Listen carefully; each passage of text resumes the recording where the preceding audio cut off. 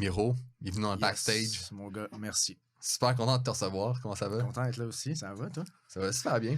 Yes. Comment tu te sens à quoi ton album sort dans 2-3 semaines? Ah, c'est vrai, ouais, l'album sort. Je sais pas quand shit, c'est pas quand est-ce que ça va être diffusé, ça, là. on va sortir ça dans les autres ton album, ça sort le 20 février. Nouvel album, 4e album, solo.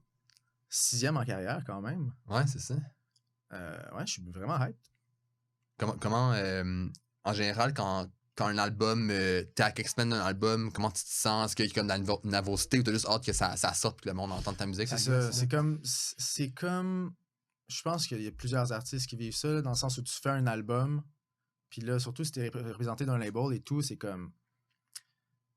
Ton album va sortir plusieurs mois après, puis le moment où ton album sort, tu te sens déjà très loin de ce que tu as composé. Ouais, là. Surtout quelqu'un qui est comme passionné de musique, qui fait des beats à chaque jour, qui fait de la musique, ton style évolue, tes inspirations évoluent. Fait que quand ton album sort, t'es déjà complètement ailleurs. Ce qui fait que oui, j'ai comme hâte qu'il sorte, c'est sûr. Là, je suis vraiment plus dans les répètes pour le lancement, la pré-prod et tout. Fait que je suis vraiment là-dedans. On dirait que je pense pas au fait que l'album va sortir. Ouais. Parce que dans ma tête, il est déjà fini depuis longtemps. Tu l'as fini quand le projet, mettons dans la ligne du temps? Je l'ai fini à la fin de l'été, genre début de l'automne maximum, okay. Là, j'avais fini cet album-là. Je l'ai travaillé pendant une bonne année, je dirais, genre fin 2024, 2025 à peu près, là, j'étais là-dessus pas mal. OK. Puis, je sais que dans des projets précédents, tu déléguais beaucoup l'écriture à d'autres personnes. Ouais. Est-ce que ça a été la même chose pour celui-là ou t'as une autre approche? Premier album, je l'ai écrit tout seul, mais deuxième album, troisième album... Je savais pas que le premier, t'avais fait ça tout seul. Ouais, j'étais vraiment dans mon délire. Mais deuxième album, troisième album, moi, j'ai fait appel à mon ami Phil Bessner, qui était vraiment à l'affût, puis il a écrit beaucoup de paroles sur ces albums-là. Mais là, pour cet album-là, j'avais vraiment envie de faire les choses... à ma manière. Comme dirait Roxane Bruno. Mais c'est ça, elle revient toujours, mais c'est ça qui se passe. Là.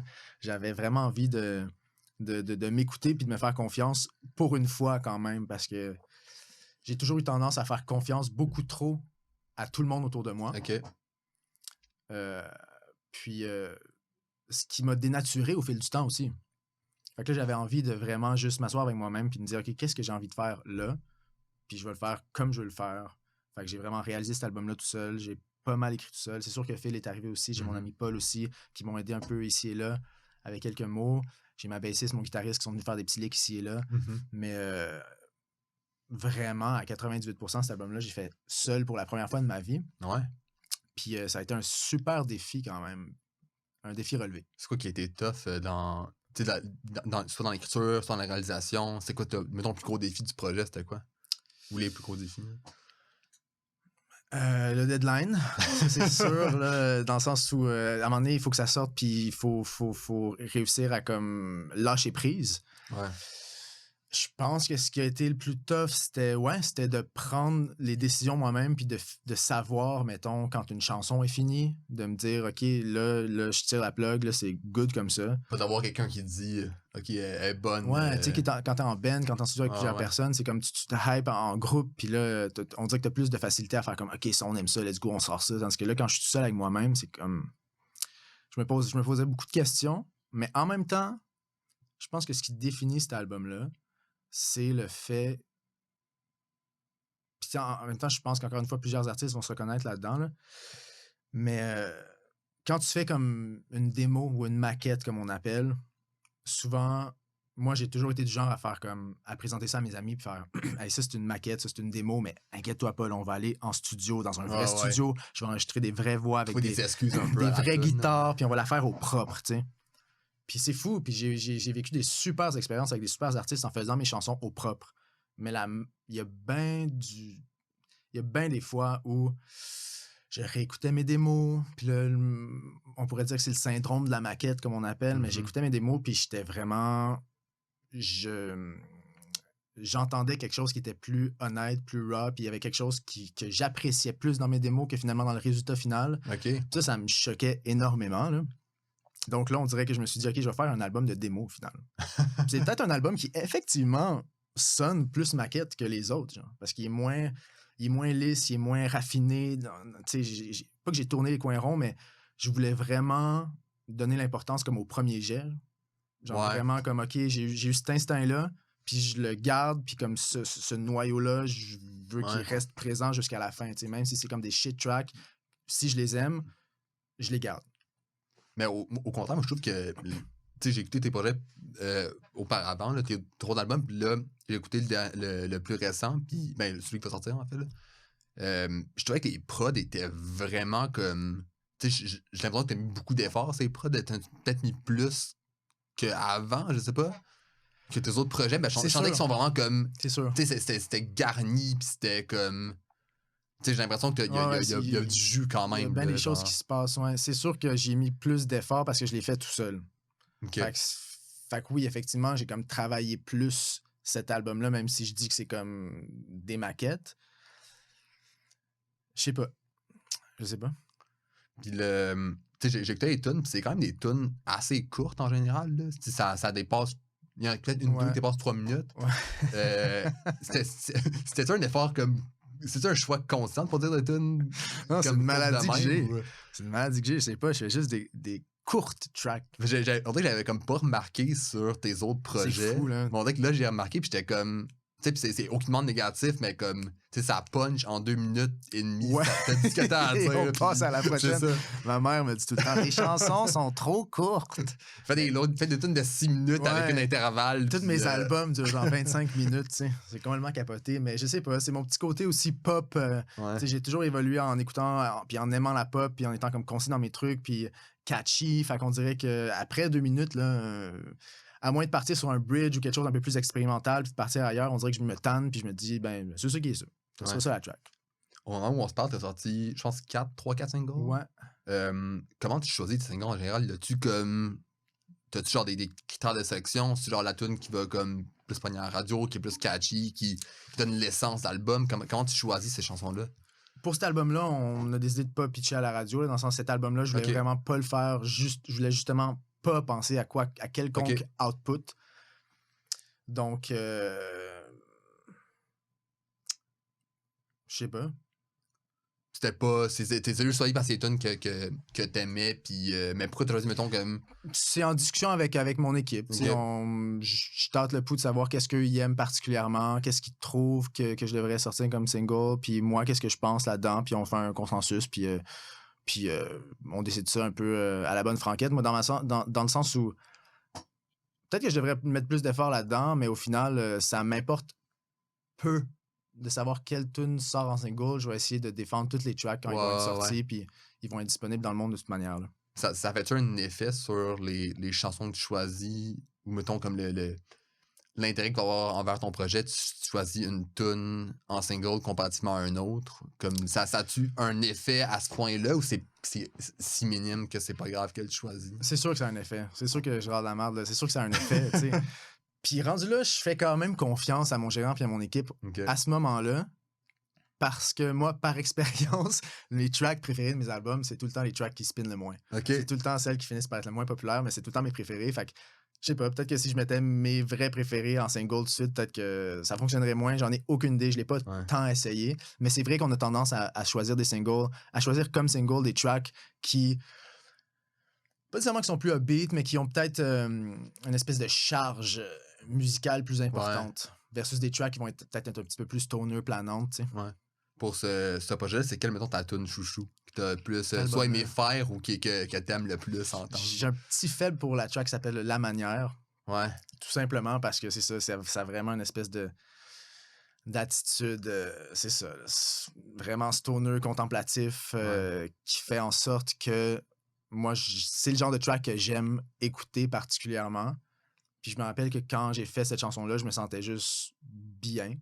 Puis ça, c'était comme un bon signe d'avoir vraiment du pur plaisir à le faire, puis de pas sentir qu'il y a comme une quelconque, que c'est un devoir du début à la fin, tu sais. T'as quand même, ces autres projets, t'avais quand même beaucoup de featuring. Ben, pas beaucoup, en fait. T'en as eu quelques-uns featuring, avec quand même des gros noms, t'as Anna t'as Mike Lee, tout ça. Là, t'en as aucun. Ouais. T'as tout faire tout seul. C'était encore une fois dans l'esprit de vouloir faire un projet qui est authentique, puis que tu le fais seul, ouais.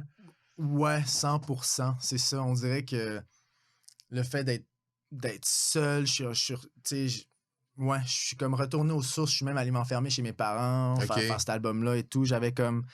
Je sentais pas le besoin d'avoir des featuring sur cet album-là particulièrement. Ça, peut-être que ça va venir aussi, je le sais pas. Puis je m'en fous un peu au final.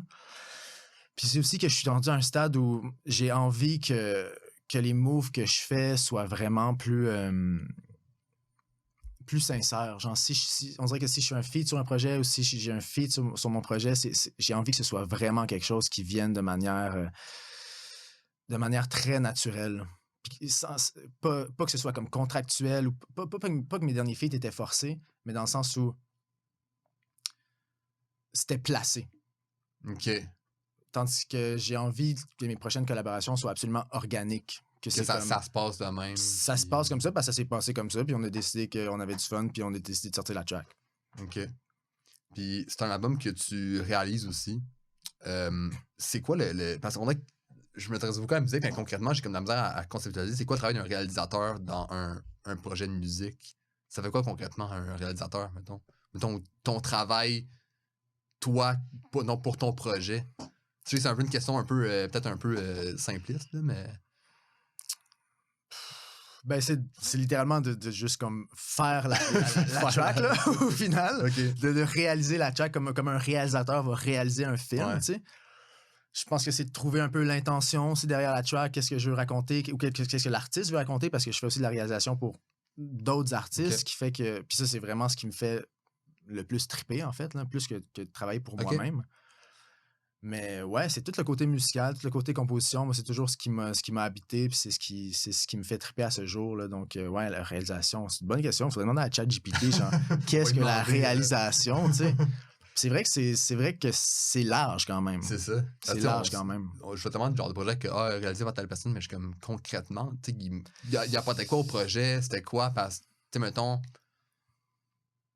là, c'est toi qui fais le truc, mais mettons, une personne qui écrit des textes, une personne qui compose. Après ça, le réalisateur, il met tout ensemble, il s'assure que... Ouais, c'est ça. Si une personne arrive avec une chanson guide-voix puis un texte qui se tient, moi, mettons, en tant que réalisateur, je vais me demander, OK, mais comment on peut habiller cette track-là? Ou est-ce qu'il faut l'habiller, cette track-là, tout simplement? Peut-être que la solution, c'est juste guide-voix, puis c'est ça dont on a besoin. Mais ouais, c'est de trouver tous les arrangements autour, de faire en sorte que ce guide-voix-là devienne une chanson complète, produite...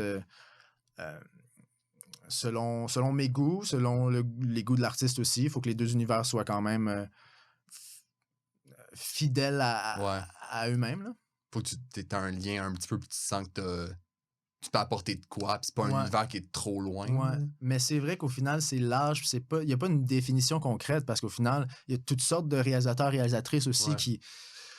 Il y en a qui sont des geeks de musique, puis qui jouent de tous les instruments, puis qui sont formés avec tous les instruments, puis là, ça devient un autre trip que, mettons, je sais pas, j'ai Benny Blanco en tête qui va dire, ou genre Rick Rubin, mettons, qui va dire qu'il connaît absolument rien au final, mais il y a comme un instinct artistique quelconque qui sait comment définir ce que l'artiste a besoin, puis ce que le monde aime entendre aussi. OK. Il y a ce talent-là aussi de savoir, sans nécessairement penser à qu'est-ce que le monde aime ou qu'est-ce que le monde veut entendre. Il y a comme un certain talent à comme être self-aware aussi dans l'environnement, puis de savoir un peu qu'est-ce qui va marcher ou pas. Ouais. D'avoir cette oreille-là, puis de comme un peu comme présager ce qui... Comme si telle décision va mieux marcher ou une... C'est ça. Okay. C'est ça. Fait que ça, tu sais, réalisateur, réalisatrice... c'est très large. Puis, c'est quoi... Ben, j'imagine que c'est plus facile à réaliser pour tes propres projets que ceux des autres? Ou y a-t-il une facilité, peut-être, des fois, à te détacher d'un projet vu que c'est pas tes chansons? C'est une excellente question. Ça dépend avec quel artiste aussi, mais c'est vrai que si je travaille avec un artiste ou une artiste... il y a peut-être un certain détachement, vu qu'après ça, j'aurais pas la pression de ce projet-là sur mes épaules, avec ma tête sur l'affiche, puis d'aller défendre ce projet-là en spectacle et en entrevue. Fait que c'est vraiment... il y a ce détachement-là qui fait en sorte que c'est peut-être un peu plus relax que quand c'est mon projet, puis c'est comme, OK, ça va être mon nom sur l'album. Je pense que je suis tout autant investi, c'est certain. Ça, c'est certain, en fait. Je suis tout autant investi, mais Ben, puis, ouais, c'est Mais pas le c'est bon choix de ça, mots, là, mais c'est juste, ouais, on dirait que je c'est pas ton trouve histoire ça que un tu peu racontes. plus Là. simple, ouais, quand je trouve un bon filon avec une artiste ou un artiste, puis qu'on décide de partir sur un délire, au final, c'est un peu plus simple de faire ça que quand c'est vraiment mon projet, puis là, c'est comme, chaque décision devient vraiment comme plus importante parce que c'est moi qui ai comme le dernier mot, puis c'est plus ardu, effectivement. OK. J'ai envie de revenir là, au début là, quand tu as commencé en musique. Tu as une formation en classique, c'est ça? Ouais, En violoncelle, right? exact. Est-ce que tu gardes comme une pratique un peu de cette manière de jouer très classique dans ta musique aujourd'hui? Tu sens-tu un peu les effets de cette pratique très classique-là? 100%. Ouais. Vraiment, je pense, au niveau de mes mélodies, en fait. OK. Effectivement, j'ai commencé le violoncelle quand j'avais 3 ans. Oh J'ai eu une my God, formation OK. classique ouais, jusqu'à l'âge de comme 16 ans.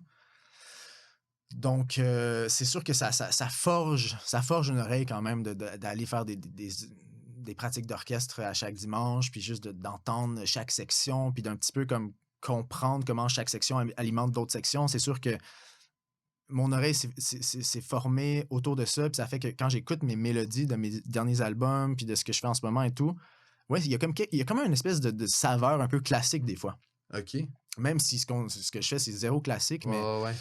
c'est certain que ça a développé mon oreille à un niveau où, en ce moment, c'est ce qui fait ma force, je pense. Ouais. Parce que je suis pas un geek de musique, je gratte la guitare, je pianote un peu, bass, je programme des beats, tu sais, mais je suis pas la personne qui a étudié au conservatoire et tout, puis qui connaît vraiment la théorie, puis qui connaît son instrument. Fait que mon instinct puis mon oreille, c'est ce que j'ai en ce moment, puis c'est ça avec quoi je travaille. T'as fait ça pendant combien de temps, mettons, le violon plus classique ou avec tu sais, comme une formation très musicale? Vraiment, ben, à 16 ans, j'étais vraiment écœuré, là. Rendu là, C'était la fin, ouais. c'était pas mal la fin, ouais. OK. Parce que là, puis c'est tout simplement parce que j'étais pas aussi dans le bon milieu, je pense. Tu sais, à Granby et tout, à mon école secondaire, j'étais absolument le seul à faire ça. Donc, Ouais. à un moment donné, quand t'es le seul à faire ça, c'est démotivant. Puis surtout quand ce que tu fais, tu feels que c'est pas tant cool auprès de tes amis qui écoutent complètement Ouais. un autre style. Puis, fait que je me sentais un peu seul dans mon délire, puis ça m'a complètement démotivé. Le côté OK. performance de ça aussi me tannait, le côté bon garçon, classique, Ouais. nœud papillon et tout. J'avais vraiment envie de me rebeller. Moi, j'écoutais du Sum 41, du Blink-182. OK. Je voulais genre faire de la guitare électrique. Je voulais Mais c'était comme... vraiment dans des orchestres que tu performais, fait que c'était comme... Ouais, c'était pas juste un récital, c'était vraiment genre... Récital aussi. OK. Il y a eu tout ça, en fait. OK. Ouais.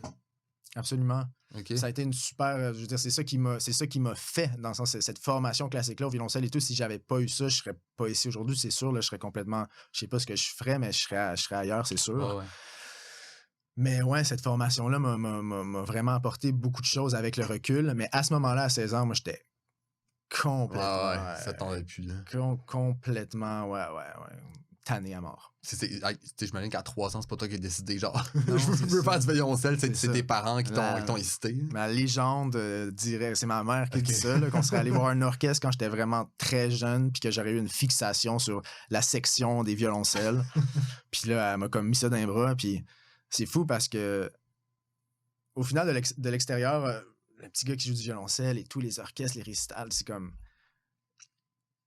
Je viens tellement pas d'un milieu bourgeois, tout le contraire, tu sais. Fait que ça clashait complètement avec mon écosystème, ce que je faisais, puis c'était d'autant plus démotivant pour moi, en fait.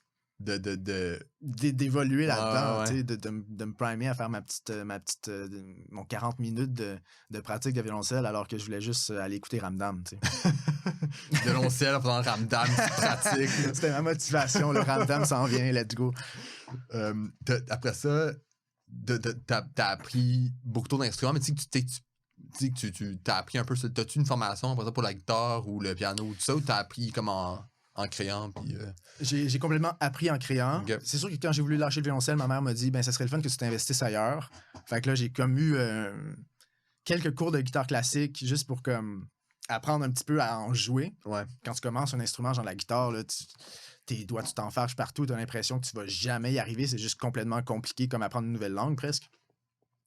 Fait qu'il y a eu ce moment-là, un peu de quelques cours de guitare classique qui m'ont un petit peu mis qui m'a un peu mis au jus là, par rapport à à cet instrument-là. Puis après ça, je suis parti avec ça. Puis j'ai eu des bands rock au secondaire. Ça m'a fait des petits shows ici et là à l'école. Tu sais, je veux pas, ça m'a motivé, puis ça m'a forgé. Puis à force d'en faire, au final, à force de juste gratter de la guitare pour le fun, pour enregistrer des affaires ou pianoter, tu finis par avoir des petits réflexes, puis tu finis par avoir une dextérité supplémentaire, là, je sais pas. T'as-tu une facilité à apprendre les instruments à la base, comme quand, mettons, on donne une guitare, est-ce que t'apprenais rapidement ou ça te prenait du temps à comprendre les accords pis tout ça? Je pense que mon background en violoncelle a fait en sorte que d'apprendre d'autres instruments, c'est quand même, il y a une facilité. Ouais.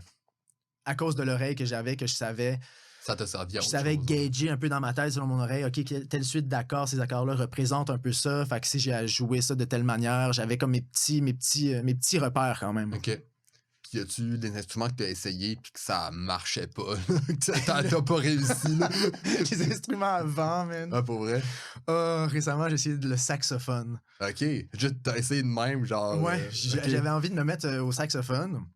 Puis j'ai essayé un peu, puis c'est l'enfer, là. Je suis pas capable. Je ne suis pas capable. Puis, certains saxophonistes me diraient, mais oui, c'est parce que t'as juste mal essayé ou t'as pas pris de cours ou quoi que ce soit, là. Parce que j'ai essayé en écoutant YouTube, là. Fait que c'est juste... C'est tellement compliqué quand t'es habitué avec un instrument à cordes. Puis là, t'arrives avec un instrument avant, c'est une autre technique complètement. Moi, je me perds, mais il va falloir que je suive des cours. Ça, j'imagine qu'il y a une ressemblance quand même. Tu sais, le violoncelle, la guitare, piano, puis le instrument avant, j'imagine que c'est comme un autre univers, là. Ouais, il y a comme une manière de percevoir la musique, je trouve, avec la guitare, avec le piano, que quand t'arrives, mettons, sur un saxophone, les clés, la manière de jouer est juste complètement différente. Puis là, ça m'a donné le vertige totalement. Là. Je me suis presque débatté la mâchoire en essayant de... J'ai trop forcé. Il faudrait un prof, là. Pour vrai, c'est ça qu'il me faudrait. Mike Clay, peut-être, un petit... ouais, mais lui, tour la trompette, là, ça, c'est encore plus tough, je pense. Ouais. Encore beaucoup plus tough, ouais. 100%. Qui sait, peut-être qu'on va se revoir éventuellement, puis je vais faire un solo de sax, là. Tu vas sortir un album instrumental. Portez mon sax! Puis là, je vais te... Ouais. Prochaine fois, j'attends ça, là. Tu penses-tu que c'est un must pour les artistes d'avoir une formation comme académique plus en musique pour, après ça, comme évoluer ou avoir peut-être une certaine structure musicale où tu peux apprendre toi-même puis être bien correct de même? J'ai l'impression que tout est possible. Non, je pense pas que c'est un must pour un artiste d'avoir vraiment ce background de théorie musicale-là. Ça, c'est sûr. Non, c'est absolument pas un must parce qu'il y a plein d'artistes qui réussissent massivement sans même tant savoir comment jouer un accord là, ou quoi que ce soit. Fait que non, c'est pas tant important selon moi, mais ça peut l'être dans le sens où l'espèce d'expression de faut connaître les règles pour savoir les enfreindre, genre. Ça, j'y crois aussi. Puis j'ai l'impression que si j'avais une formation plus théorique, peut-être que ça aiderait ma musique aujourd'hui. J'ai pas l'impression que ça me bloquerait ou que je deviendrais trop mathématique, puis ça me bloquerait dans ma créativité. Non, je pense que ça m'aiderait. Fait que c'est sûr que moi, selon moi, ça aide un artiste d'avoir ce savoir-là, mais c'est clairement pas un must. OK. T'as-tu une famille qui t'a encouragé dans la musique? T'as-tu une famille d'artistes en général? Parce que, tu sais, comme pousser ton enfant à faire du violoncelle à 3 ans, on dirait que c'est comme... c'est fucked up. Ben, tu sais, comme... Je vois pas beaucoup non, c'est fou. De familles comme ça. Je veux qu'il y a un intérêt pour l'art dans ta famille ou un... Complètement. Ouais. 100%. Un grand intérêt pour l'art, ça, c'est sûr. Du côté de ma tante, la sœur de ma mère, elle est pianiste. Okay. Son enfant est violoniste, donc... j'ai toujours un peu grandi autour d'une famille qui était comme un peu musicale, mais surtout vraiment ouverte aux arts. Okay. Ma mère a toujours été très... elle a toujours vraiment été impressionnée par les artistes, par l'art en général. Puis elle m'a toujours énormément encouragé. Mes parents m'ont toujours fortement encouragé à continuer mon parcours artistique, là. Ça, c'est sûr que c'est ce qui fait, entre autres, ce que je fais aujourd'hui puis pourquoi je suis ici, là, dans le sens où si j'avais eu une famille un peu plus standard, mettons, qui m'avait dit, ben là, trouve une vraie job, ça fonctionnera pas et tout, je sais pas si... Faudrait continuer. Je sais pas, ouais. Est-ce que j'aurais eu la force de faire comme, ouais, ben checkez ça, je vais vous prouver le contraire. Ou développer un intérêt juste pour la musique, là, tu sais, comme si t'es pas confronté à ça, mais si t'es pas exposé à ça quand t'es jeune, peut-être que ça vient jamais, là. Aussi, c'est ça. Mais moi, j'ai tellement été poussé vers les arts que ça aurait été absurde que je fasse autre chose. C'est ça. Le médecin, il aurait été déçu, là. Je veux être pharmacien. Qu'est-ce que tu fais? Ma grand-mère voulait que je sois pharmacien. Je pense qu'elle avait été un peu déçue dans la musique. Mais non, au contraire, non, j'ai été tellement encouragé que ça m'a énormément aidé. OK. C'est quel genre de musique tu tripais quand tu étais jeune? Ça a-tu... Est-ce que c'est encore le même aujourd'hui ou ça a évolué beaucoup? J'y reviens, on dirait plus aujourd'hui. Moi, Okay. quand j'étais jeune, là, c'était la pop là, à fond la caisse. Moi, je me rappelle, mon premier vrai trip, genre premier album, un des premiers albums que je spinais comme jamais, c'était la chanteuse Laurie, la chanson de Ma meilleure amie. Ouais. Oh my God, ça, là.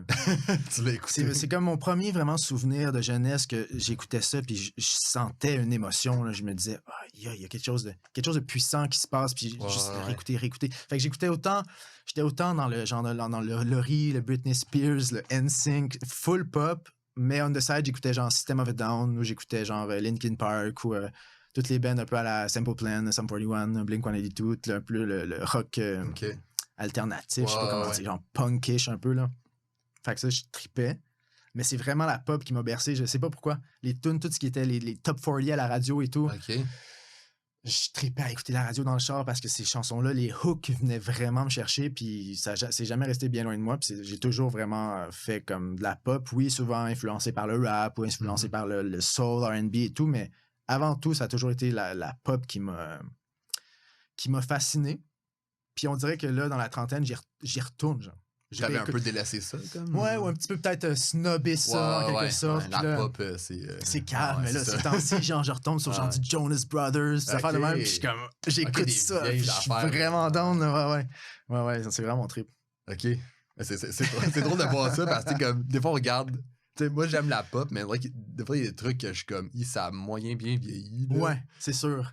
Mais je m'abandonne quand même. Même si c'est comme ma tête qui me dit, hey, ça, c'est un peu sketch. On dirait que mon feeling, je retrouve le feeling que j'avais quand j'écoutais ça, puis c'est comme, ça peut pas, ça m'habite. OK.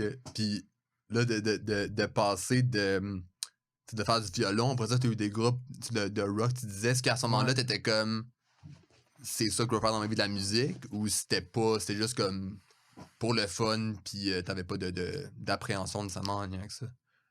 Ouais, quand j'ai commencé à 10 ans, là, à genre écrire des chansons avec mon cousin, puis gratter la guitare, puis là, mon parrain, ça aussi, ça a quand même été un moment marquant dans ma vie parce que mon parrain est arrivé, longue histoire, là, moi j'avais un espèce de magnétoscope, je sais pas comment appeler ça, avec une petite cassette, là, puis je m'enregistrais, genre je chantais dedans, puis j'enregistrais de la voix, puis là mon parrain est arrivé un jour, puis il a fait comme ça, pas de bon sens que tu fasses ça, je vais t'équiper d'un PC, un Pentium 3, j'ai un petit logiciel dans lequel tu peux superposer des pistes, puis faire des chansons. Okay. Puis il m'a appris ça à 10 ans, un peu comment faire la réalisation, en fait, littéralement. Là. Puis je me rappelle que ça m'avait vraiment fait triper le fait de réaliser que, OK, je peux mettre genre de la guitare, puis là, par-dessus, je vais enregistrer une voix, puis là, par-dessus, je pourrais enregistrer du drum, ça va faire une chanson complète. Ce principe-là m'avait vraiment fait triper. Fait que je faisais ça avec mon cousin la fin de semaine, on faisait des chansons. Là, je réécoute ça aujourd'hui, ça n'a aucun bon sens. Même s'il y avait quand même des bonnes idées là-dedans. Ouais.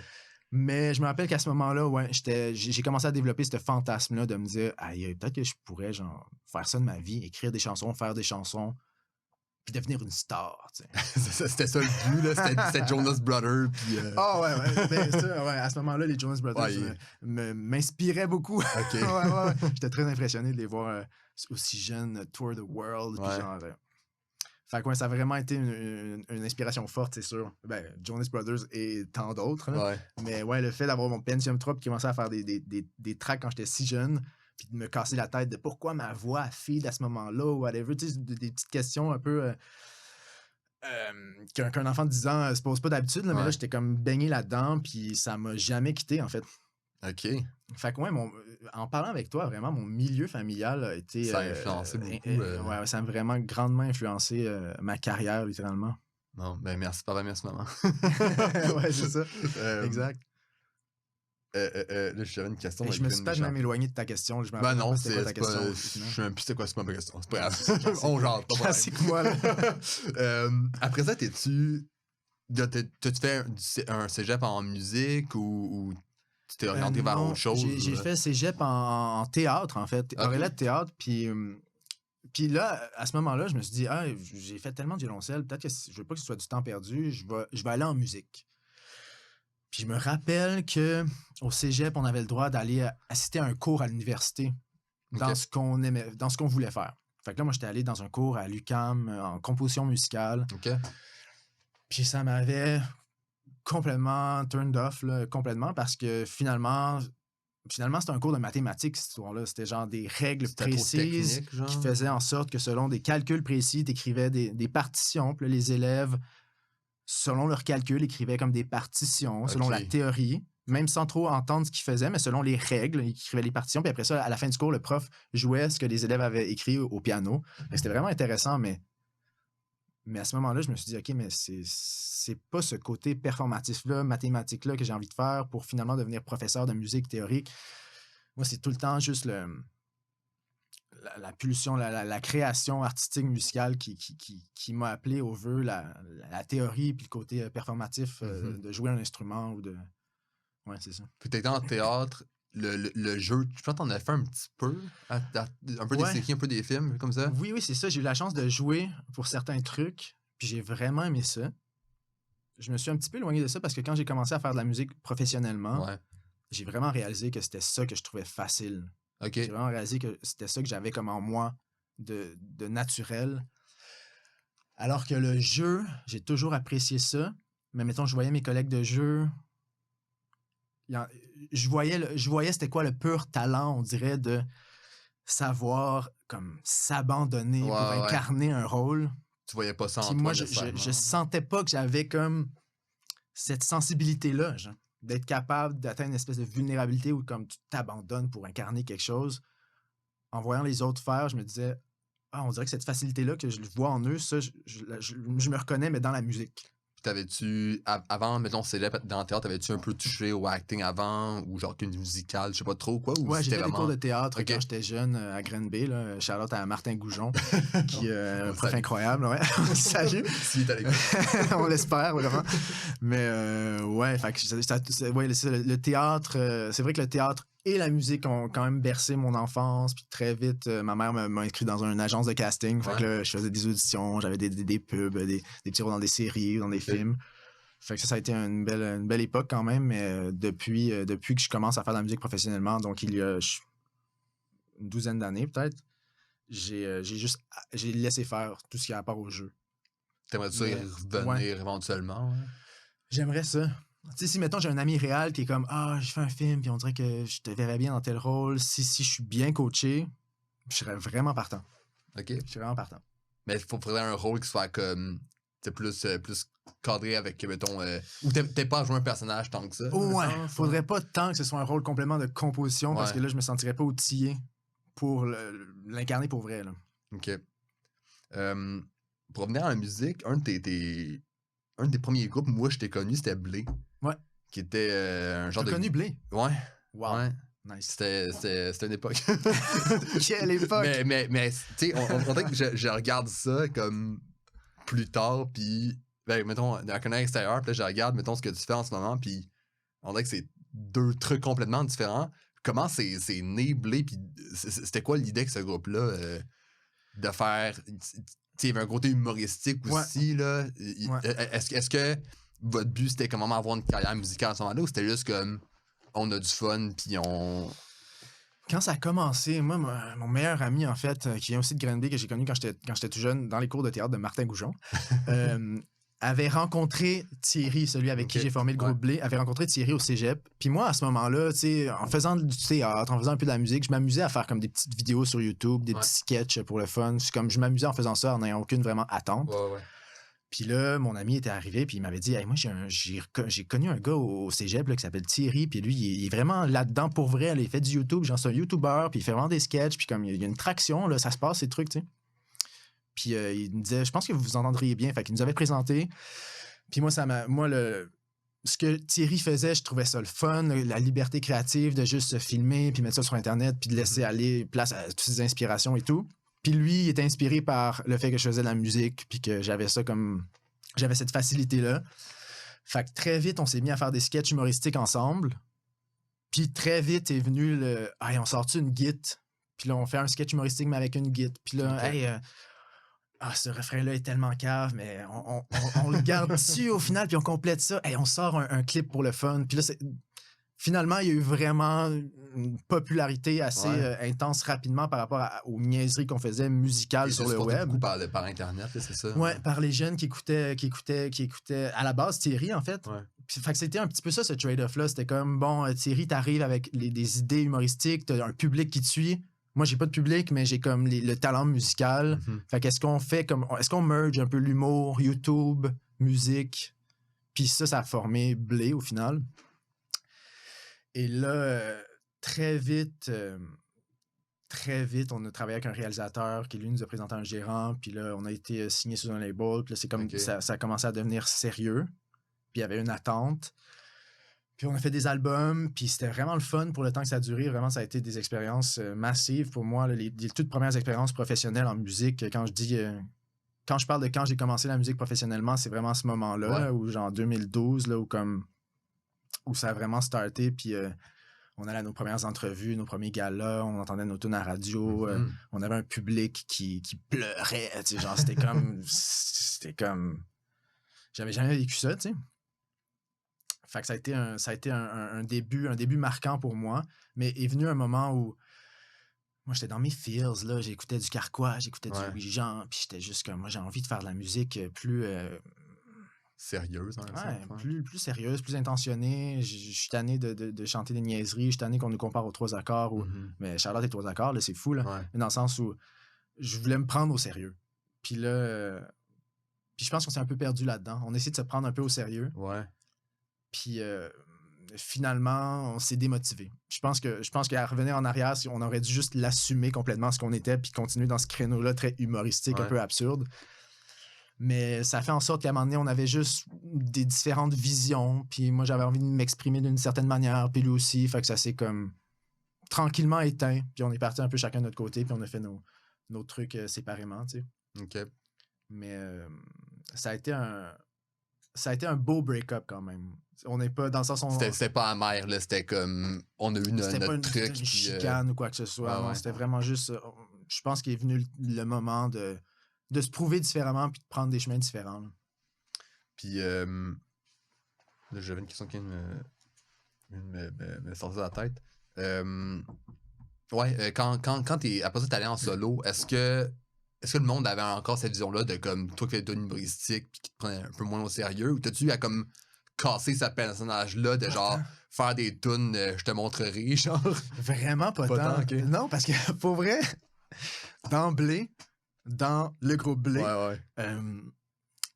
c'était vraiment Thierry qui à la base avait un public puis qui était comme le plus populaire des deux, tu sais. Okay. Le monde, des fois, les fans venaient nous voir, puis ils me donnaient leur cellulaire, puis ils me disaient « Peux-tu me prendre en photo avec Thierry? » C'est comme OK, tu sais. Fait que ça fait en sorte que quand le groupe s'est arrêté, oui, j'ai souvent été associé à ce gars-là de Blé, mais quand j'ai commencé à faire mes chansons, non, vraiment, je m'en suis fait rarement parler pour vrai, puis même que j'étais quand même surpris, parce que moi, j'étais les seules expériences professionnelles que j'avais, c'était qu'on arrivait sur un stage, puis c'était la folie. C'était des jeunes filles qui pleuraient, puis qui criaient, puis qui chantaient les paroles, puis là, soudainement, quand j'étais plus avec lui, quand j'arrivais tout seul avec un nouveau projet, le monde s'en foutait complètement. Là. J'arrivais sur une scène en ayant le réflexe, en attendant un éloge ou genre des cris, ou comme. Puis là, finalement, quand c'était pas avec Blé, j'étais personne. Là. Le monde avait comme... Ça m'a pas suivi vraiment. Okay. J'ai pas eu à me détacher de cette image-là. Même, mettons, comme le... Tu sais, genre, mettons, les fans ne voyaient pas ça comme ça, mais mettons, les médias ou les gens qui mettons, connaissaient peut-être Blé avant, même si c'était pas genre... C'était pas trop sacré, là, c'était pas un super gros groupe, c'était quand même niché pour des jeunes Internet. C'était comme un succès web, là. C'est ça. Mais, tu sais, mettons, les médias qui peut-être pouvaient connaître ça, est-ce que ils étaient un peu genre... tu sais, comme qui te regardait un petit peu de haut, ou genre, t'avais-tu un regard comme ça ou pas? T'as pas senti ça du tout? J'ai jamais senti ça de ma vie. Okay. Jamais. Au contraire, quand on m'en parle ou quand on m'en parlait, c'était jamais en me regardant de haut. Là. C'était tout le temps en mode « Ah, t'as fait ça, c'est le fun, maintenant t'en es où? » Puis non, j'ai jamais senti... Non, j'ai jamais senti ça. Peut-être qu'au début, quand je suis parti en solo, j'essayais quand même activement un peu de me détacher de ça. Ouais. Mais comme j'ai toujours été vraiment fier de cette époque-là. Mm-hmm. Comme ça m'a tellement servi. Puis ça a tellement été un tremplin vers ce que je fais aujourd'hui que, ouais, j'en garde une extrême fierté parce que je suis quand même quelqu'un d'introverti, je suis quand même quelqu'un qui...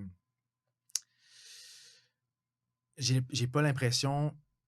Ou ça m'aurait pris beaucoup plus de temps à avoir l'assurance de partir, d'assumer un projet solo si j'avais Ok. pas eu le band avant. Parce que là, quand j'étais avec Thierry, la pression se divisait toujours 50-50. Si on faisait des erreurs, des niaiseries, c'était tout le temps comme de notre faute. Fait que c'était pas comme Ouais. mon projet.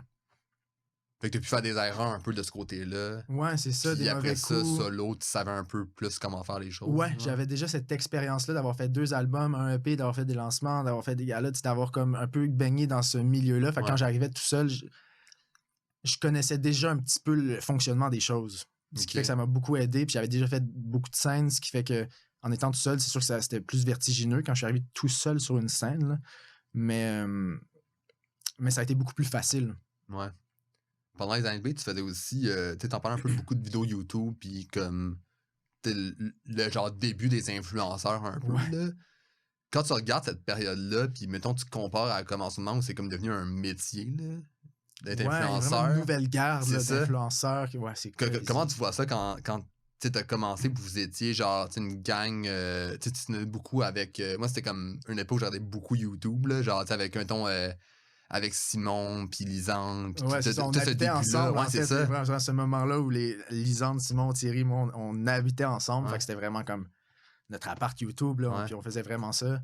C'était comment cette époque-là, puis comme ton regard par rapport à en ce moment où c'est devenu comme une business quasiment plus.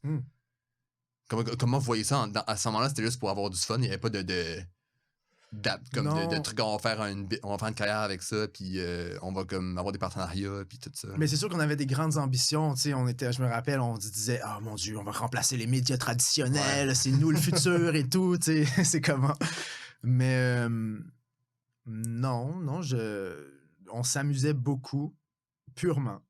Puis vers la fin, mettons, de mon époque, quand j'ai comme arrêté d'être un peu influenceur, youtubeur, il y avait des compagnies là, qui commençaient, qui n'existent plus aujourd'hui, mais qui commençaient vraiment à recruter des youtubeurs pour créer de la pub, puis vraiment comme en faire une business. Puis je trouvais ça quand même le fun que ça se démocratise comme ça, puis qu'il y ait comme que ça aille plus loin. Donc là, je suis vraiment pas dans le YouTube game en ce moment. Je sais pas trop qu'est-ce qui se passe, mais je vois que cette espèce de nouvelle garde-là, youtubeurs, influenceurs, c'est comme... Ils ont l'air de vivre leur liberté comme on le faisait, mais c'est comme au niveau du output puis au niveau de ce qu'ils sont capables d'accomplir, c'est comme x20, c'est incroyable. Puis je trouve ça vraiment le fun. Je trouve ça vraiment cool. Sens-tu que vous avez comme placé les bases un peu? Même si c'était pas juste comme... C'est pas à vous que ces personnes-là doivent... c'est ça, que donne leur succès, là, mais sens-tu que vous avez comme placé les bases un petit peu pour comme que le web au Québec soit un peu plus pris au sérieux, même si ça l'est pas toujours. Là. Mon Dieu, ça flatte mon ego de penser ça, là, dans le sens, peut-être pour certains, parce qu'effectivement, c'est sûr qu'il y a quand même certainement plusieurs de ces youtubeurs-là actuels ou moins récents qui au final nous écoutaient, nous, quand eux étaient beaucoup plus jeunes, enfants ou début adolescents, tu sais. Fait que peut-être que ça les a inspirés en quelque sorte. J'ose croire qu'on établit certaines bases, parce qu'effectivement, quand j'ai commencé, mettons avec Thierry, Lisande et tout, c'était vraiment les débuts. Là. Il y avait vraiment pas grand monde qui faisait ça sérieusement. Là. Mais j'ose croire que ça a pu inspirer du monde. Puis il y en avait beaucoup aussi qui faisaient ça à cette époque-là. Donc c'est sûr que... C'est sûr que Coudon, ça a peut-être mis la table pour quelque chose d'autre. Là. Ça t'a-tu comme un peu aidé? Parce que tu disais que t'étais une personne plus réservée. Ça t'a-tu aidé à comme avoir une aisance sur scène ou à développer un peu l'interaction de ton public, comme d'avoir un genre de communauté comme ça sur Internet? Ça a-tu eu un effet sur ta carrière après ça en musique ou sens-tu que ça a peut-être eu un effet ou pas nécessairement? Oui, sûrement. Parce qu'on était tellement validés par ce public-là.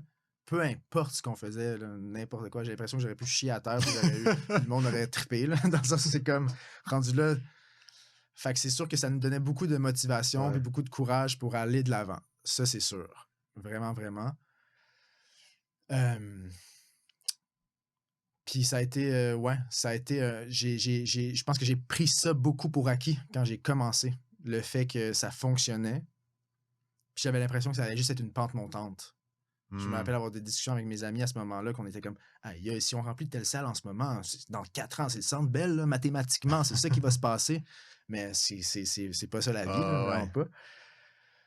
Fait que je me rappelle d'avoir pris quand même des opportunités pour acquis, le fait que ça fonctionnait. Puis aujourd'hui, mettons, le fait que j'ai eu à regravir la montagne au final, parce que c'est comme quand j'ai fini ce groupe-là, je suis pas parti de là pour faire mon truc solo. Ça a comme fait comme OK, ben là, qui suis-je? Là, je Les gens, faut que je découvre après ça. Complètement. Puis en regravant une montagne que j'avais jamais pris le temps de gravir parce que c'était arrivé si vite, c'est là que j'ai compris que oh my God, on était chanceux de faire ces salles-là. Pourquoi est-ce qu'on chialait qu'on n'avait pas assez de bouteilles de vin ou whatever dans les loges ou comme dans ma tête, ça paraissait complètement absurde. On était bien enfants gâtés au final, mais c'est parce qu'on n'avait rien connu d'autre à ce moment-là, puis on pensait que ça nous était dû, tu sais. Ouais. Pour vous c'était ça comme le succès, là. C'était comme ça arrivait comme le ça. Standard, puis ça arrivait, puis pour nous, c'était quand même assez facile parce qu'on faisait juste s'amuser au final. Ouais. Mais quand j'ai pris vraiment ça au sérieux de manière en solo, c'est là que j'ai réalisé que la game, c'est plus complexe que ce que je pensais. Ouais. Fait que ça m'a rendu beaucoup plus humble d'être parti en solo.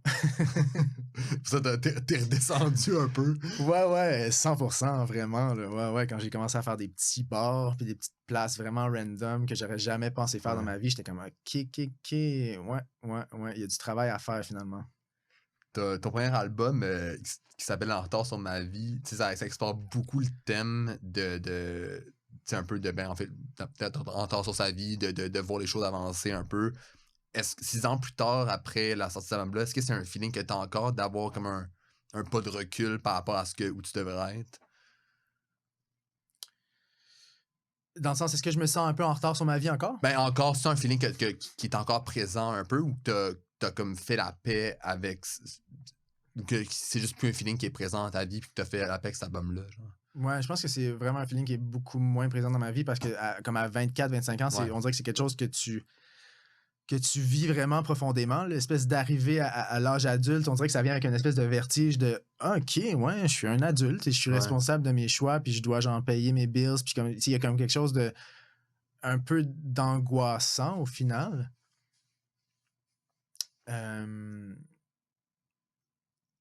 Je dois t'avouer que j'ai complètement perdu ta question. Non, c'était savoir si t'avais encore cette personne-là d'être un peu en retard sur ta vie comme tu l'avais pour ce projet-là ou c'est... J'ai peut-être ce fantasme. C'est sûr que j'ai le fantasme de... Mettons... Je pense qu'on a tous ce fantasme-là un peu là, de... Mettons, si je pouvais revenir à 25 ans, mais avec toute l'expérience puis le savoir que j'ai aujourd'hui, mettons. Ça, ce serait incroyable. Ouais. Je ferais certainement des moves différemment. Mais live, à mon âge, non, je suis comme tellement... je suis tellement à l'aise, puis je suis tellement content avec le fait de juste vieillir, puis on a tellement des parcours différents, puis au contraire, en vieillissant, j'apprends au contraire à être excessivement reconnaissant pour ce que j'ai fait, puis pour ce que j'ai, puis pour le privilège que j'ai à tout niveau. Ce qui fait que non, je me sens pas nécessairement en retard sur ma vie. Malgré le fait que je te mentirais en disant non, je ne me sens vraiment plus en retard sur ma vie parce que là, tu fais juste scroller sur Instagram un peu, puis tout le monde a tellement d'avoir des vies de gagnants que c'est juste comme, c'est difficile de. Moindrement que tu te compares, t'es comme, je sais plus où j'en suis, là. Mais ouais, le fait d'être reconnaissant de tout ce que j'ai, ça surpasse tout au final. Ça surpasse tous mes doutes. Cet album-là a quand même bien marché selon tes attentes? Ou c'était-tu comme... Est-ce que tu t'attendais à avoir... c'est quand même... Il y a quand même un bon sur ma vie, ça, ouais. Ouais, le premier album. Ben oui, encore une fois, avec le recul, je réalise que ça avait un bon succès, mais je sortais d'un groupe qui en avait plus. Fait qu'au final, moi, c'est sûr que j'avais cette espèce de fantasme-là OK, voilà, je sors mon premier album, c'est mon moment loud. Genre. C'est comme, me voici. Ça a été un peu ça, dans le sens où il y a eu des bonnes critiques, puis le monde était down, puis je me suis ramassé des nouvelles personnes qui me suivaient, puis qui aimaient ma musique. Mais ce que j'ai réalisé, c'est que c'est pas... J'avais comme cette vision-là de me dire, OK, ben, quand je vais avoir fait cette opportunité-là, là, c'est parti, ma carrière est partie. Quand je vais aller sur je vais aller sur ce plateau-là. OK, mais là, après ça, c'est game over, je vais être partout. Hey, je vais chanter à tel gars-là, my God, OK, c'est... je vais jouer sur le top du stade olympique. On dirait que j'avais l'impression, puis c'est un peu comment qu'on romantise ça dans les films et tout, l'espèce de moment de comme elle s'est fait découvrir Là, tu es un par superstar. telle là, personne, puis ouais. là, pow, ça part, tu sais. Fait que j'avais toujours un petit peu ce feeling-là de ah ouais, une opportunité peut vraiment tout changer. Ce qui est vrai, certaines opportunités peuvent vraiment complètement changer une carrière. Là, on pense juste à la série Heated Rivalry Ouais. avec les Ah ouais, acteurs qui c'est ont fait fou. ça, ou genre Peter qui fait la musique Ouais. absolument incroyable. Ça, c'est vraiment des opportunités qui changent des carrières. Ça se peut complètement. Mhm. Mais c'est juste que j'ai réalisé qu'au final, souvent, c'est juste comme des stepping stones. C'est des petits trucs que tu accumules qui font en sorte, qui font une carrière au final, puis qui font des expériences, puis qui t'amènent ailleurs vers d'autres opportunités. Mhm. Mais j'ai complètement abandonné cette espèce de recherche-là, OK. opportuniste, de faire quelque chose qui va faire ma carrière. Au final, à mon âge, je suis juste comme. Je veux juste m'amuser, créer, puis avoir du fun, puis aimer ce que je fais, puis c'est tout, là. Puis Ben, si ça fait en sorte que un jour je peux plus vivre de ça, je vais me trouver une job on the side, là, puis je vais continuer à faire ça juste pour le fun, là. est-ce que tu te mets des... Est-ce que tu es exigeant par rapport à toi-même, par rapport, mettons, aux albums? Est-ce que tu veux, genre, OK, là, lui est bien réussi, je veux que le prochain soit, genre, encore meilleur? C'est quelque chose Ouais, que t'as, ben, ben j'imagine oui, que, tu sais, si tu veux c'est que ça sûr. réussisse... C'est sûr. Puis il y a toujours cette pression-là, puis c'est toujours quelque chose que j'ai ressenti toute ma vie, que ce soit quand j'ai commencé à jouer du violoncelle, que j'avais des petites récompenses après mes cours, des trucs comme ça, et tout le temps comme un résultat qui n'était pas nécessairement financier, mais il y avait comme une récompense. Quand j'ai commencé à faire de la musique avec Blé, entre autres, c'était beaucoup de radio, donc c'était comme le label. On voulait plaire au label, on voulait passer en radio, on voulait plaire au public. Après ça, en solo, premier album, deuxième album, c'est toujours un peu ça. C'est comme, OK, mais je veux que mon équipe aime mes chansons, je veux que mon public qui est encore là, je veux pas qu'il me lâche. Donc, il y a cette espèce de pression-là, effectivement, qui fait en sorte que j'ai beaucoup pensé la musique que j'ai fait en termes de résultats. Puis ça m'a vraiment brûlé, cette histoire-là. J'ai vraiment, au final, été déçu de tout le temps un peu chercher ce résultat-là. OK. Puis fait que c'est pour ça que cet album-là, c'est pas un album conceptuel en tant que tel. C'est pas comme un. J'ai pas particulièrement un truc concret à dire, mais c'est dans la manière dont je l'ai fait qui est conceptuel, dans le sens où je me suis fait confiance, je l'ai fait seul. Puis pour la première fois de ma vie, je suis pas à la recherche d'un résultat. Comme cet album-là va sortir, puis on va pas le pitcher à la radio, puis je suis juste content qu'il soit out there. Ça va être un tremplin qui va m'amener ailleurs. C'est sûr que cet album-là va m'amener des spectacles, va m'amener des collaborations, va m'amener des opportunités qui font en sorte que je vais rencontrer des nouveaux artistes. Ça va m'inspirer d'une certaine manière qui va m'amener ailleurs. Mais cet album-là fera pas nécessairement ma carrière ou fera pas comme. Ouais. Je m'attends plus à avoir mon moment loud, là.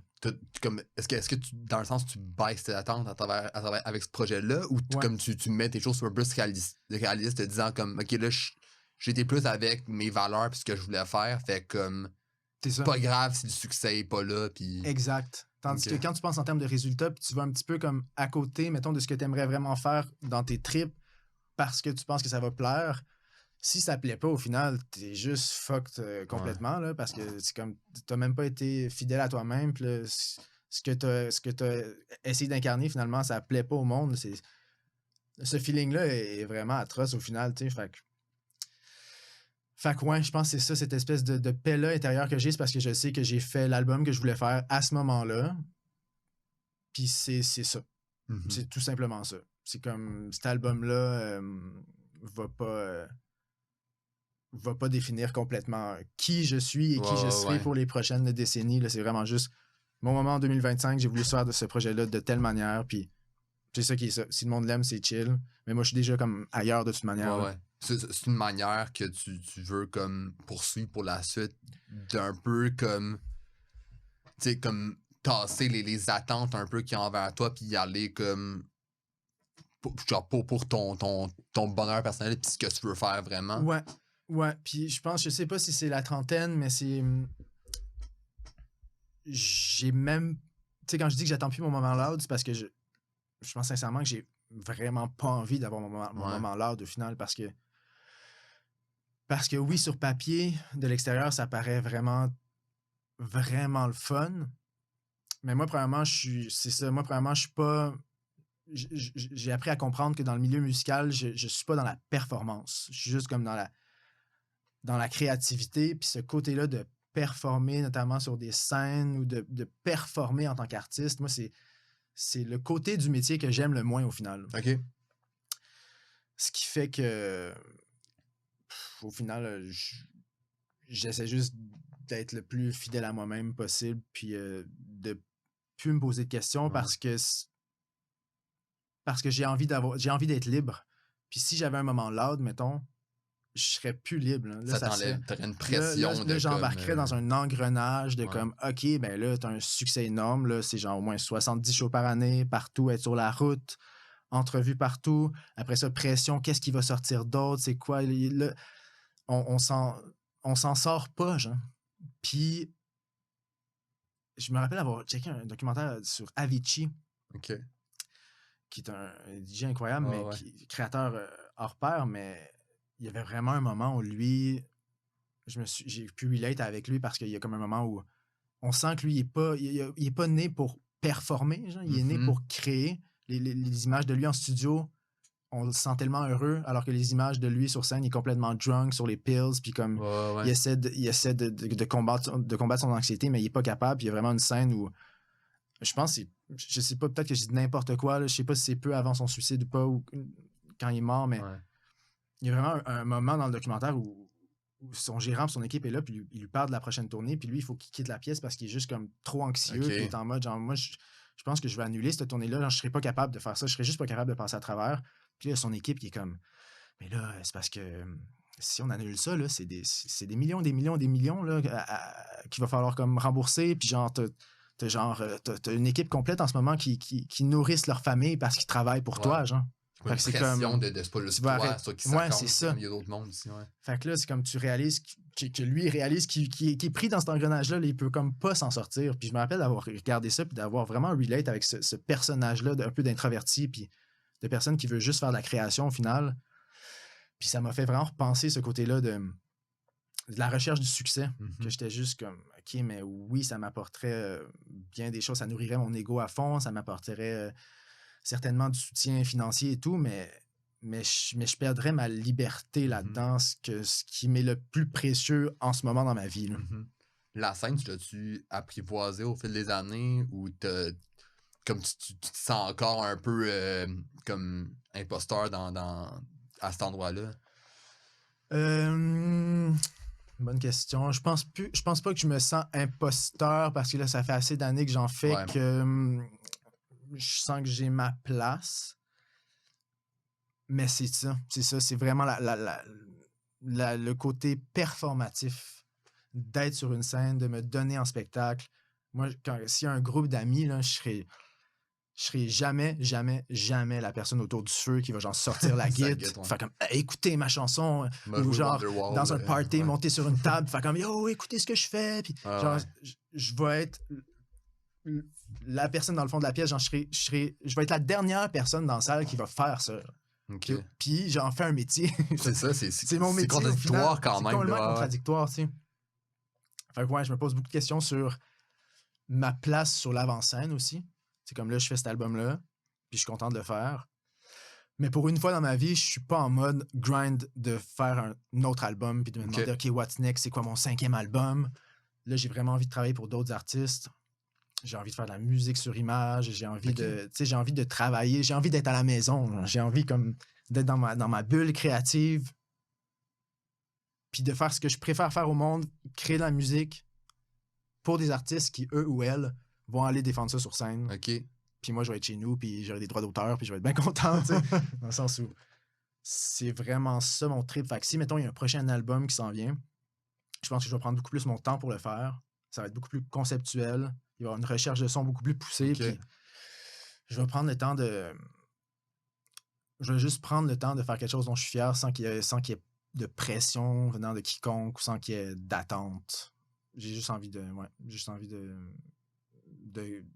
créer puis d'être un petit peu moins à l'avant-scène. Ouais. Fait que t'as un côté quand même casanier aussi en toi. C'est une maladie. Pour vrai, je suis anormalement casanier. Okay. Genre, tu m'enfermerais tout seul chez nous, mettons.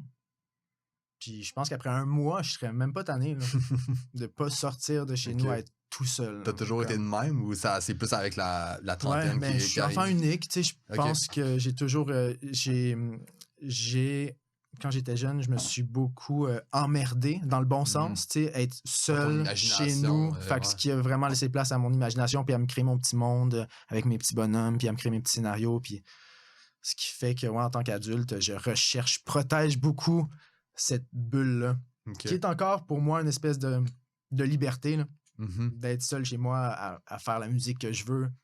C'est vraiment ça que je recherche. Puis quand tu pars en show, en tournée, sur des longues périodes, ou tu fais comme mettons un show une semaine, un show une autre semaine, ça affecte, genre, fait que t'es pas parti de longtemps de chez vous sur des longues périodes de temps. Non. Okay. Genre le maximum qu'on est parti, c'était peut-être 3 semaines. OK. Mais sinon, non, c'est un show ici et là. Mais c'est juste que si je pense aux plus belles expériences de live que j'ai vécues dans ma vie, c'est des highs immenses, puis tu ressors de là, puis c'est comme le sentiment de satisfaction. Je pense que n'importe quel artiste va se reconnaître quand tu te fais un peu violence là, pour aller te dévoiler puis être vulnérable sur une scène devant un public, t'es un peu en mode « Oh my God, qu'est-ce qui se passe? Je suis là en ce moment. » Souvent, le monde blackout parce que c'est tellement intense que tu sors de toi-même, puis c'est juste, tu te regardes, puis c'est juste comme... Tu te souviens plus ce qui se passe. Tu te souviens plus ce qui se passe, tu sais. Mais je sais pas, je pense à toutes ces super belles expériences-là que j'ai vécues dans ma vie. Puis j'ai jamais ressenti le même plaisir que j'ai que quand je suis chez nous à faire une chanson puis à trouver un filon qui vient vraiment me faire vibrer, là. Ce sentiment-là de le soir venu, mettons, d'avoir une track en tête que j'ai fait le jour même puis de me dire hey, je suis la seule personne au monde en ce moment à connaître cette track-là puis à vibrer avec cette nouvelle idée-là qui est tellement nouvelle qu'il y a comme un détachement. Quand j'écoute des trucs que j'ai fait, mettons, la journée même, le soir venu, c'est comme si j'écoutais une nouvelle track d'un autre artiste parce que c'est tellement frais dans ma tête que c'est comme si ça m'appartenait pas, mais ça me fait tellement vibrer, tellement triper que ce high-là, mettons, qui vient avec ça surpasse tout dans ma vie, là. N'importe quelle expérience de live, n'importe quelle expérience de scène ou médiatique ou quoi que ce soit, c'est vraiment ça. Cette espèce de... Ce sentiment-là, ce high-là de quand tu trouves un filon qui te fait triper musicalement, là, ça, c'est comme...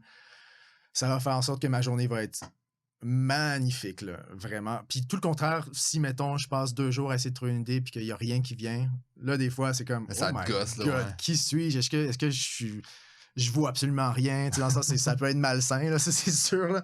T'es genre à comme... tu sais, mettons, si t'as une idée de tune ou genre de riff ou de beat, là, t'es comme... Est-ce que t'es genre à comme les traîner puis essayer vraiment que ça marche ou comme tu testes de quoi, ça marche pas, tu passes à la prochaine affaire? Tu vas-tu comme... tu sais, comme... continuer pour essayer que ça fasse de quoi ou comme tu te rends compte tout de suite que y a de quoi qui cloche, tu passes au premier beat, tu essaies une autre affaire. Ouais, c'est souvent ça, parce que par expérience, on dirait les chansons sur lesquelles j'ai plus bûché, puis j'ai essayé que ça fonctionne, c'était rarement des chansons qui ont fonctionné, ou c'était rarement mes préférés, là. Alors dès les débuts, tu sens qu'il y a de quoi...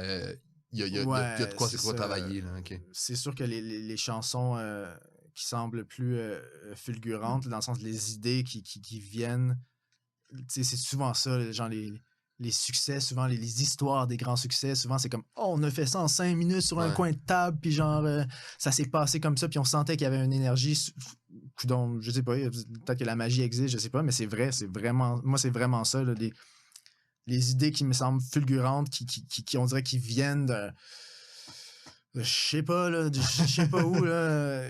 C'est comme ésotérique, là. C'est comme s'il y a un canal de créativité qui passe, puis à un moment donné, coudon, d'une manière quelconque, tu ajustes ton antenne, puis tu réussis à arriver en quelque part où c'est comme, what the fuck, genre, il y a un refrain qui m'est venu en tête, comme si quelqu'un me l'avait chuchoté à l'oreille, tu sais, mais je sais pas d'où ça vient, mais ça fonctionne, puis je trippe. Ouais, ce sentiment-là qui vient avec ça, c'est ça pourquoi je fais de la musique, c'est vraiment ça, au final. Si j'avais pas ça, je ferais pas ça. Quelle chanson a été, mettons, sur le dernier projet, là, XX, qui t'est venu comme ça, là, que t'as commencé et t'as fait, OK, ouais, là, on a de quoi, là? Y en a-tu une, en fait? Ben, toutes pratiquement, c'est ça un peu mon but, c'était d'arriver vraiment en mode premier jet. Si j'ai une idée qui me semble bonne, que j'ai envie d'explorer, je l'explore, puis c'est ça tout l'album. je pense à... Ben, il y a une track qui s'appelle Je ne sais quoi. Ouais.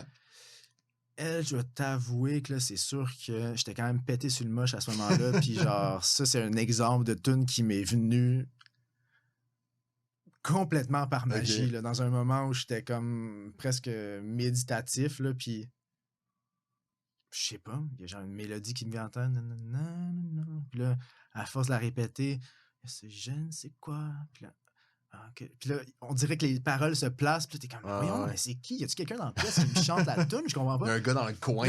C'est ça, tu sais. Mais ouais, ça, cette chanson-là, je me rappelle de ce moment-là que genre je capotais parce que j'étais comme impossible que ce refrain-là vienne d'arriver. Puis là, j'avais les synths en tête, j'avais tout comme Ah ouais. l'arrangement en tête soudainement qui venait. C'est sûr que j'étais pas complètement à jeun, mais dans le sens, c'est le genre de truc qui peut arriver à jeun complètement. Ah Là. ouais. Faut pas nécessairement les substances pour ça, mais ça a donné que ce trip-là m'a apporté Ouais. cette idée-là. Puis ouais, cette idée-là en particulier, ça m'a marqué. OK. Est-ce que la drogue, ça a une place dans ta création? Est-ce que tu t'en sers pour créer dans un sens ou c'est juste comme plus récréativement que tu utilises? C'est presque jamais récréativement, en OK. fait. C'est comme si, mettons, le moche en particulier, si j'en fais, c'est souvent quand je suis comme dans un mode créatif, avec OK. des amis, quoi que ce soit, ou même seul. Ça m'arrive aussi d'en faire seul, puis juste être dans un mode, pas des grosses doses, là, mais dans le Mhm. sens où juste assez pour avoir un petit edge, puis comme penser un peu les choses différemment, puis de réaliser que, holy shit, ouais, finalement, la musique, c'est juste des fréquences, là. Ouais. C'est des fréquences que tu assembles ensemble. Fait qu'au final, tu peux faire tout ce que tu veux, là, avec ces fréquences-là. Fait qu'on dirait que ça, en quelque sorte, moi, en tout cas, personnellement, ça m'a peut-être... ça me force à sortir un peu de la boîte, tu sais. OK. C'est chose que tu utilises fréquemment ou c'est comme que tu c'est juste genre, m'en t'essayes ça, puis pour genre une telle session, t'es comme, m'a prendre une microdose, peu importe, puis ou c'est comme un processus que tu mets comme assez régulièrement dans ta création. C'est pas tant régulier, non, effectivement. J'en ai fait plusieurs fois, certainement, Ouais. mais c'est pas comme... c'est pas quelque chose qu'il me faut pour créer. Je pense contrairement au weed, quand même. Le weed, c'est OK. quelque chose qui est arrivé dans ma vie.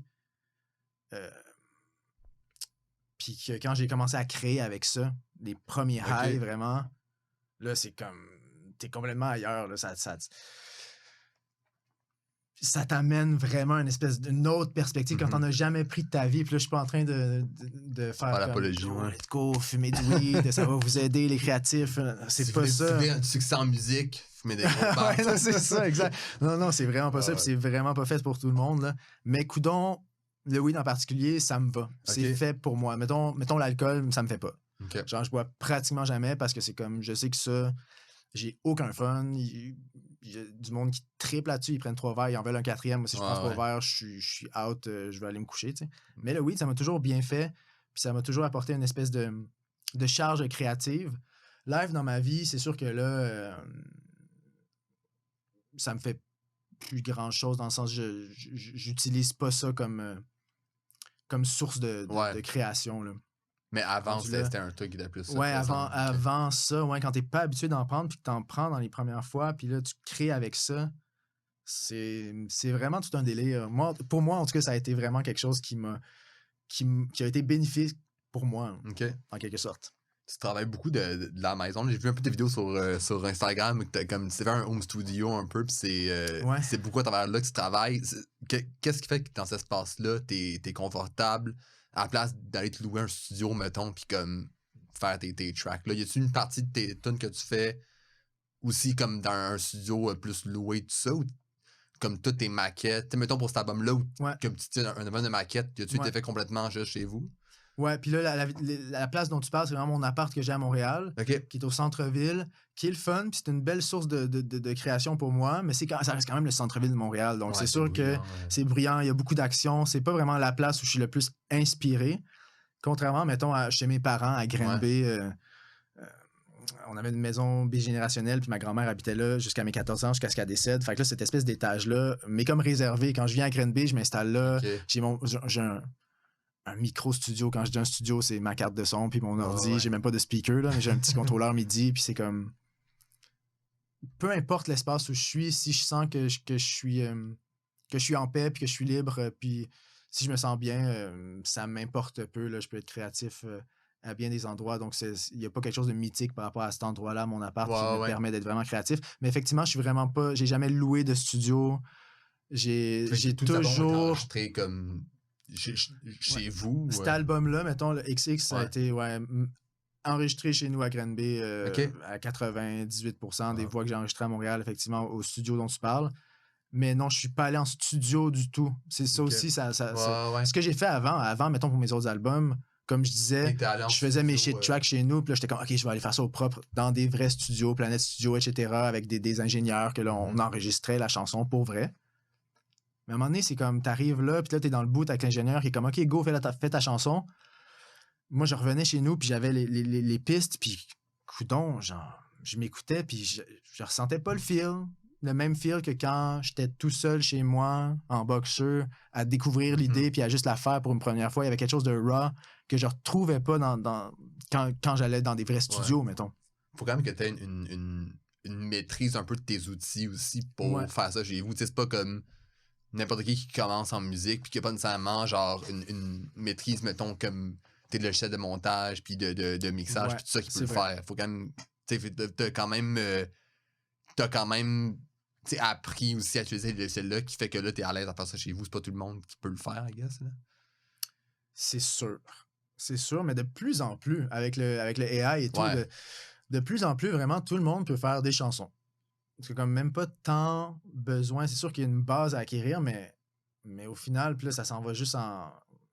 Moi, je considère que ça s'en va juste en s'améliorant dans Ouais. le sens où ça démocratise complètement le fait de faire une chanson. Là, en ce moment, t'es même pas tant obligé de connaître la grosse technique derrière le métier de la Ouais. réalisation ou le côté programmation de Ouais. logiciels. C'est comme...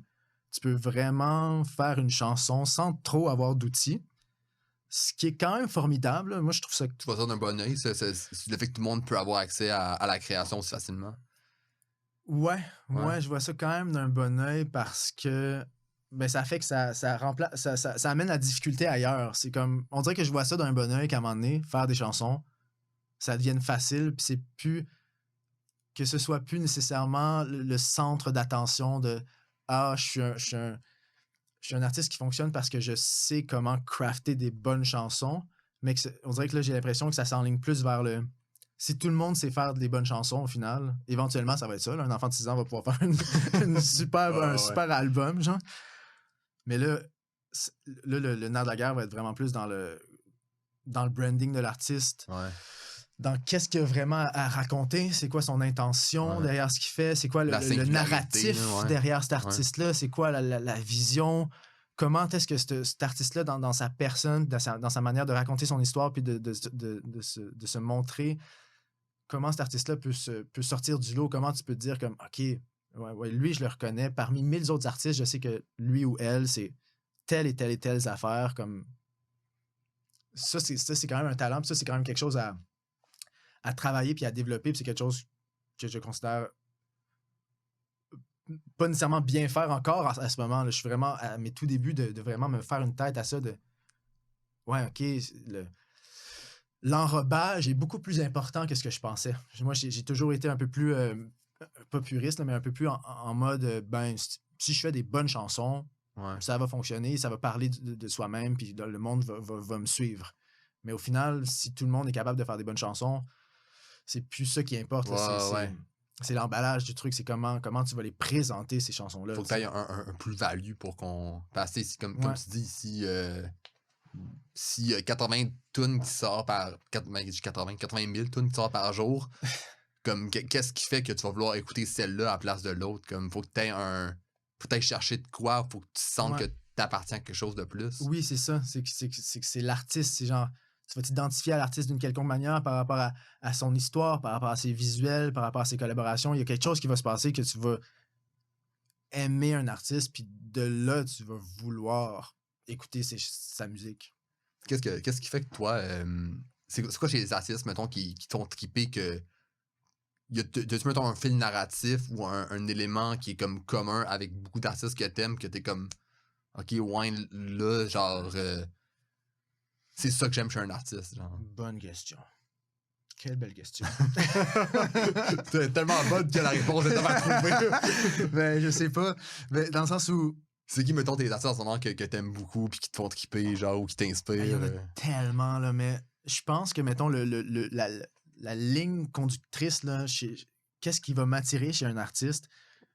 Puis je pense que c'est quelque chose qui m'attire parce que c'est quelque chose que j'ai quand même un peu de la difficulté à faire parce que Ok. je me considère quand même comme un people pleaser, tu sais. Ok. Je me détache de plus en plus de ça. Je suis beaucoup moins que je l'étais, mais j'ai tout le temps ce fond-là de vouloir comme que le monde soit bien, puis de vouloir plaire. Puis on dirait que les artistes qui m'attirent beaucoup, c'est ceux qui sont genre unapologetic, là. Ouais, ils s'en Genre sacrent, vraiment, tout, ils là. s'en calissent, Ouais. puis ils sont comme...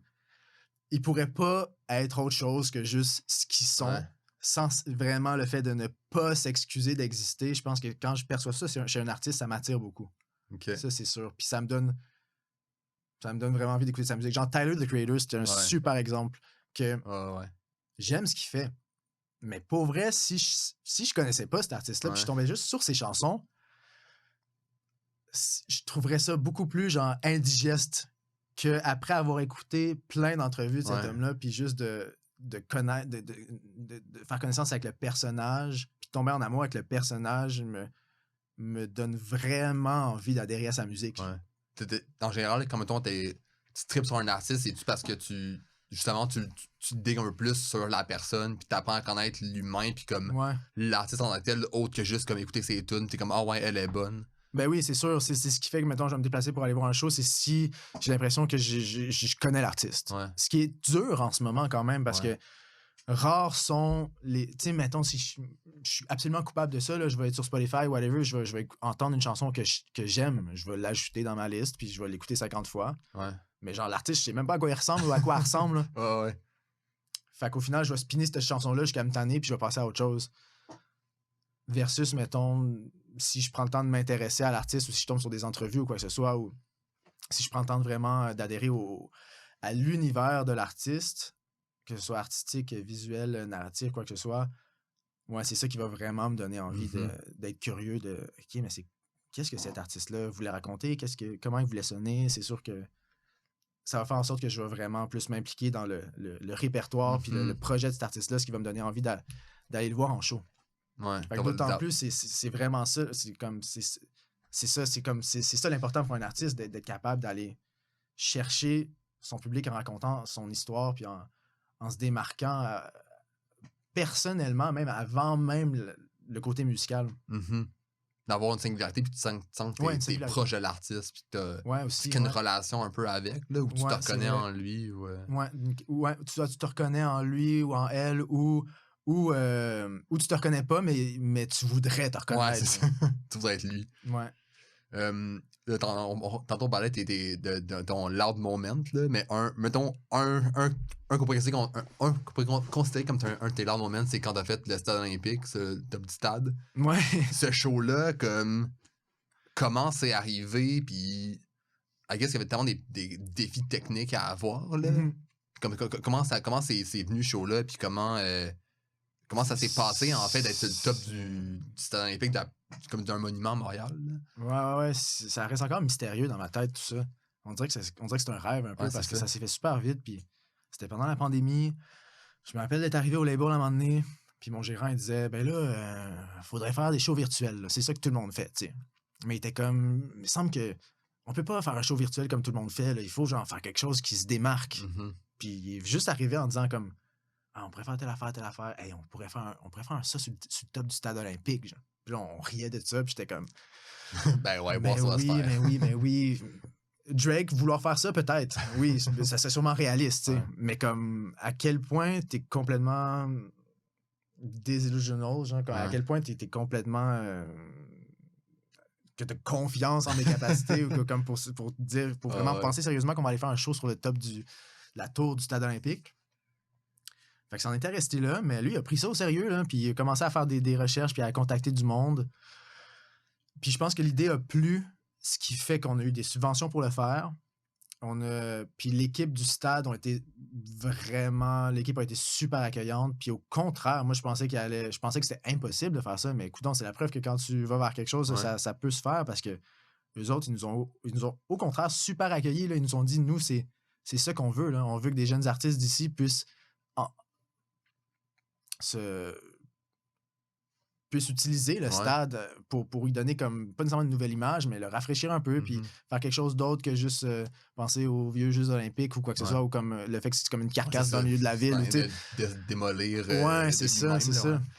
Fait qu'au contraire, il était vraiment enchanté à l'idée qu'on fasse ça. On s'est trouvé une team vidéo, une team qui juste des techniciens qui s'assuraient qu'on tombe pas en bas du stade, là, parce que veux pas, les vents sont très, très, très forts. Fait qu'il y avait une histoire de harnais, une histoire de réseau aussi, comment amener le réseau sur le top du stade. Il y avait vraiment une équipe qui était là pour ça. Puis, ça m'a vraiment impressionné de constater à quel point une idée qui paraissait complètement farfelue a pris forme super rapidement. Puis ça a été une super expérience. Mais c'est parce qu'il n'y a pas eu, tu sais, tu dis que c'était un peu une volonté du stade un peu que les gens se réapproprient cet espace-là. Réapproprient, c'est ça le mot que je cherchais exact. Mais, est-ce que je me trompe, mais j'ai pas entendu d'autres artistes ou groupes performer depuis toi, là. Ouais. Je sais pas, parce que peut-être t'as entendu toi de ton côté, mais... Non, ils se sont dit que c'était tellement de la merde. C'est on fait plus jamais ça. Et là, on coupe le projet. Non, mais je pense qu'il y a eu genre un clip. C'est à cause de toi qu'ils font les rénaux. C'est en ce moment, là. Il était comme... Là, on s'arrête, là. C'était la dernière fois. Je pense qu'il y a eu un clip qui a été tourné là. Un clip de métal. Je sais pas trop. Il n'y avait pas un cover aussi de Mike Schaab. Ah, ça se pourrait. Mais je sais pas si c'était après toi. Je pense que c'était après, mais je sais pas, c'était peut-être aussi un montage. Parce qu'il y a eu des trucs qui se sont faits là, mais c'est juste que je sais que c'était clairement le premier show qui se donnait là. Ouais, c'est ça. Ce qui fait que après ça, pour un certain moment, ce moment loud-là du stade a fait en sorte que j'étais connu comme le gars du stade. Ouais, c'est ça. Puis le monde connaissait même pas mon nom. Genre. Comme, oh shit, t'es le gars du stade! Mais tu sais, ils savaient absolument rien de moi ou de rien de la musique que je faisais. Mais vu que ça a été médiatisé parce que c'était comme un événement hors norme, ça a comme fait connaître un peu ma face, genre, ou mon nom un peu, mais au final... ça a été vraiment une expérience absolument incroyable et marquante pour moi. Mais encore une fois, comme je disais tantôt, c'est clairement pas cette opportunité-là qui m'a amené comme un immense tremplin dans ma carrière. Ça a été comme une marche de plus. Ouais. Un stunt à faire puis qui t'a fait connaître par du monde qui te connaissait pas avant. Puis juste comme un peu consolider, c'est niaiseux, mais un peu consolider l'image de ce que le monde qui n'est pas dans cet écosystème-là peut avoir, de comme veut pas, coudonc, que ce soit le monde de mon secondaire ou quoi que ce soit, le monde qui m'entoure, ou les personnes du milieu, ou peu importe le fait de voir ça, c'est comme si ça donne une espèce de... ça donne une petite crédibilité à l'artiste, mm-hmm. ce qui m'a aidé au final. Mais c'est ça. Ça reste une expérience parmi tant d'autres. T'as fait une couple de... Ben, pas une couple, je parle... T'as fait le foyer qui était un camp d'écriture. T'en as-tu fait d'autres aussi par le passé? Ou c'était... Plein. C'est une affaire que tu fais quand même régulièrement? Quand même régulièrement, ouais. J'ai fait beaucoup de camps d'écriture comme ça qui au final... Moi, je suis souvent en tant que réalisateur dans ces camps-là. Fait que comment ça fonctionne, c'est qu'il y a plein d'artistes. Mettons... une quinzaine d'artistes. Puis là, au début de la journée, on est mis en équipe de 3. Là, souvent, il y a comme... Ça varie de jour en jour. Ouais, c'est ça. Souvent, il y a comme réalisateur, réalisatrice, chanteur, chanteuse, genre top liner, des fois auteur, autrice. Puis là, on va être mis les 3 ensemble. Des fois, c'est 4, tu sais. Mais c'est vraiment en mode, OK, on commence au début de la journée. Puis là, à la fin de la journée, vous avez une track. Puis on se l'écoute en gang. OK. Puis c'est ça. C'est juste vraiment trippant. Ces chansons-là, est-ce qu'ils se retrouvent comme... Y a-tu un projet qui est fait avec... Des fois. Les chansons qui ont été créées pendant, mettons, ce week-end-là ou ces jours-là? Ouais. Si, mettons, je suis réalisateur pendant une journée avec une artiste puis un top liner, puis que là, ça s'est bien passé, puis l'artiste... Puis on a fait une track comme pour cet artiste-là, puis l'artiste se dit « Hey, mais ça me correspond vraiment, je voudrais la mettre sur mon prochain album. » C'est des trucs qui... C'est le genre de place pour concrétiser ces opportunités-là, justement. OK. Puis, ouais, c'est hot qu'on parle du foyer. C'est vraiment le Phil Besnard dont je parlais tantôt, qui a écrit une majorité de 2 de mes albums. C'est lui qui a parti ça avec un autre de mes amis, Jean Coeur, qui ont parti ça il y a longtemps. Au début, c'était des petits chalets d'amis, là, puis là, ça grossit. Ils ont eu des subventions, ils se sont alliés avec d'autres personnes. Là, ça se fait à Saint-Adrien avec l'aide de Pilou, qui est un auteur-compositeur-interprète de grand talent. On fait ça au Beam, qui est une église dans laquelle il y a plein de studios. Donc, c'est l'église qui avait revampé en studio d'enregistrement, c'est ça? Hein? Ouais. À un moment donné, j'étais allé... pendant un bout, je faisais un peu de journaliste, puis j'étais allé dans une conférence à Rouen-Noranda. Puis justement, c'est une conférence... Ben, c'était une série de conférences, mais il y avait une conférence de Pilou où il parlait justement de cette affaire-là. Puis j'étais comme, man, c'est tellement fou comme idée. C'est magnifique. L'église est magnifique. Ça va être, mais incroyable. Là. Le concept est tellement inspirant de dire un peu... c'est pas nécessairement juste à Montréal que les choses importantes se passent. Ouais. Ça peut se passer en région, genre à Saint-Adrien. Là. Ouais. Comme, il enregistre pas genre plein de musique de film. Là, mais oui, genre, oui, c'est ça. Oui, les orchestres vont là. C'est comme le setup est vraiment parfait pour ça. Donc, c'est ça, le foyer étant vraiment... moi, j'ai un attachement particulier parce que j'ai fait plein de camps, de la SOCAN, etc. Ouais. J'ai plein de concepts comme ça, mais le foyer en tant que tel, c'est parce que c'est des amis proches qui ont parti ça. Puis j'ai fait partie des premières éditions. Puis tantôt, je parlais du côté performatif, puis ces camps-là, c'est super performatif en quelque sorte. Là, même si tu arrives là et tu n'as pas d'ego, puis tu fais juste une chanson avec du monde, ça reste performatif d'avoir à faire une bonne chanson en une journée, puis après ça, tout le monde l'écoute, puis là, souvent, c'est filmé, etc. Mais ça reste performatif dans mon environnement. En tant que réalisateur, moi, je suis là dans mon élément, qui est la création. Fait que la pression performative qu'il y a derrière ça, moi, je l'aime. C'est pas comme une pression de performance, mettons, d'aller monter sur une scène. C'est dans un cadre où c'est comme, OK, là, on crée, puis c'est genre, faut que t'arrives avec. Ouais. Y a-tu comme pas des exigences, mais c'est-tu comme, à chaque journée, il faut que tu crées un nombre de tunes ou faut que t'arrives à faire ta journée avec des chansons? Souvent, c'est une chanson. T'arrives à 3, mettons, ça commence à 10, puis là, à 5 et demi, genre, ils viennent avec la petite clé USB, ils sont comme, OK, donne-moi ta chanson, on va faire l'écoute tantôt. Fait qu'il y a comme cette pression-là de faire une chanson en genre quoi, 6-8 heures, ce qui est super faisable, mais quand t'arrives avec des artistes que tu connais pas, il y a quand même un moment d'adaptation, on se parle de nos vies, toi, qu'est-ce que t'aimes, qu'est-ce que tu fais, on s'écoute des références, puis on essaie de trouver une espèce de juste milieu, mais pas tant, parce qu'en même temps, tu veux pas trouver un juste milieu qui fait en sorte que ça correspond plus à aucun artiste dans la pièce. Fait que c'est comme, c'est de jongler avec ça, puis de tomber dans une espèce de vulnérabilité à 3 ou 4, puis juste de s'amuser. Puis c'est jamais des environnements où il y a comme un jugement ou quoi que ce soit. Tout le monde est super accueillant, puis on applaudit après chaque tune, puis c'est juste comme...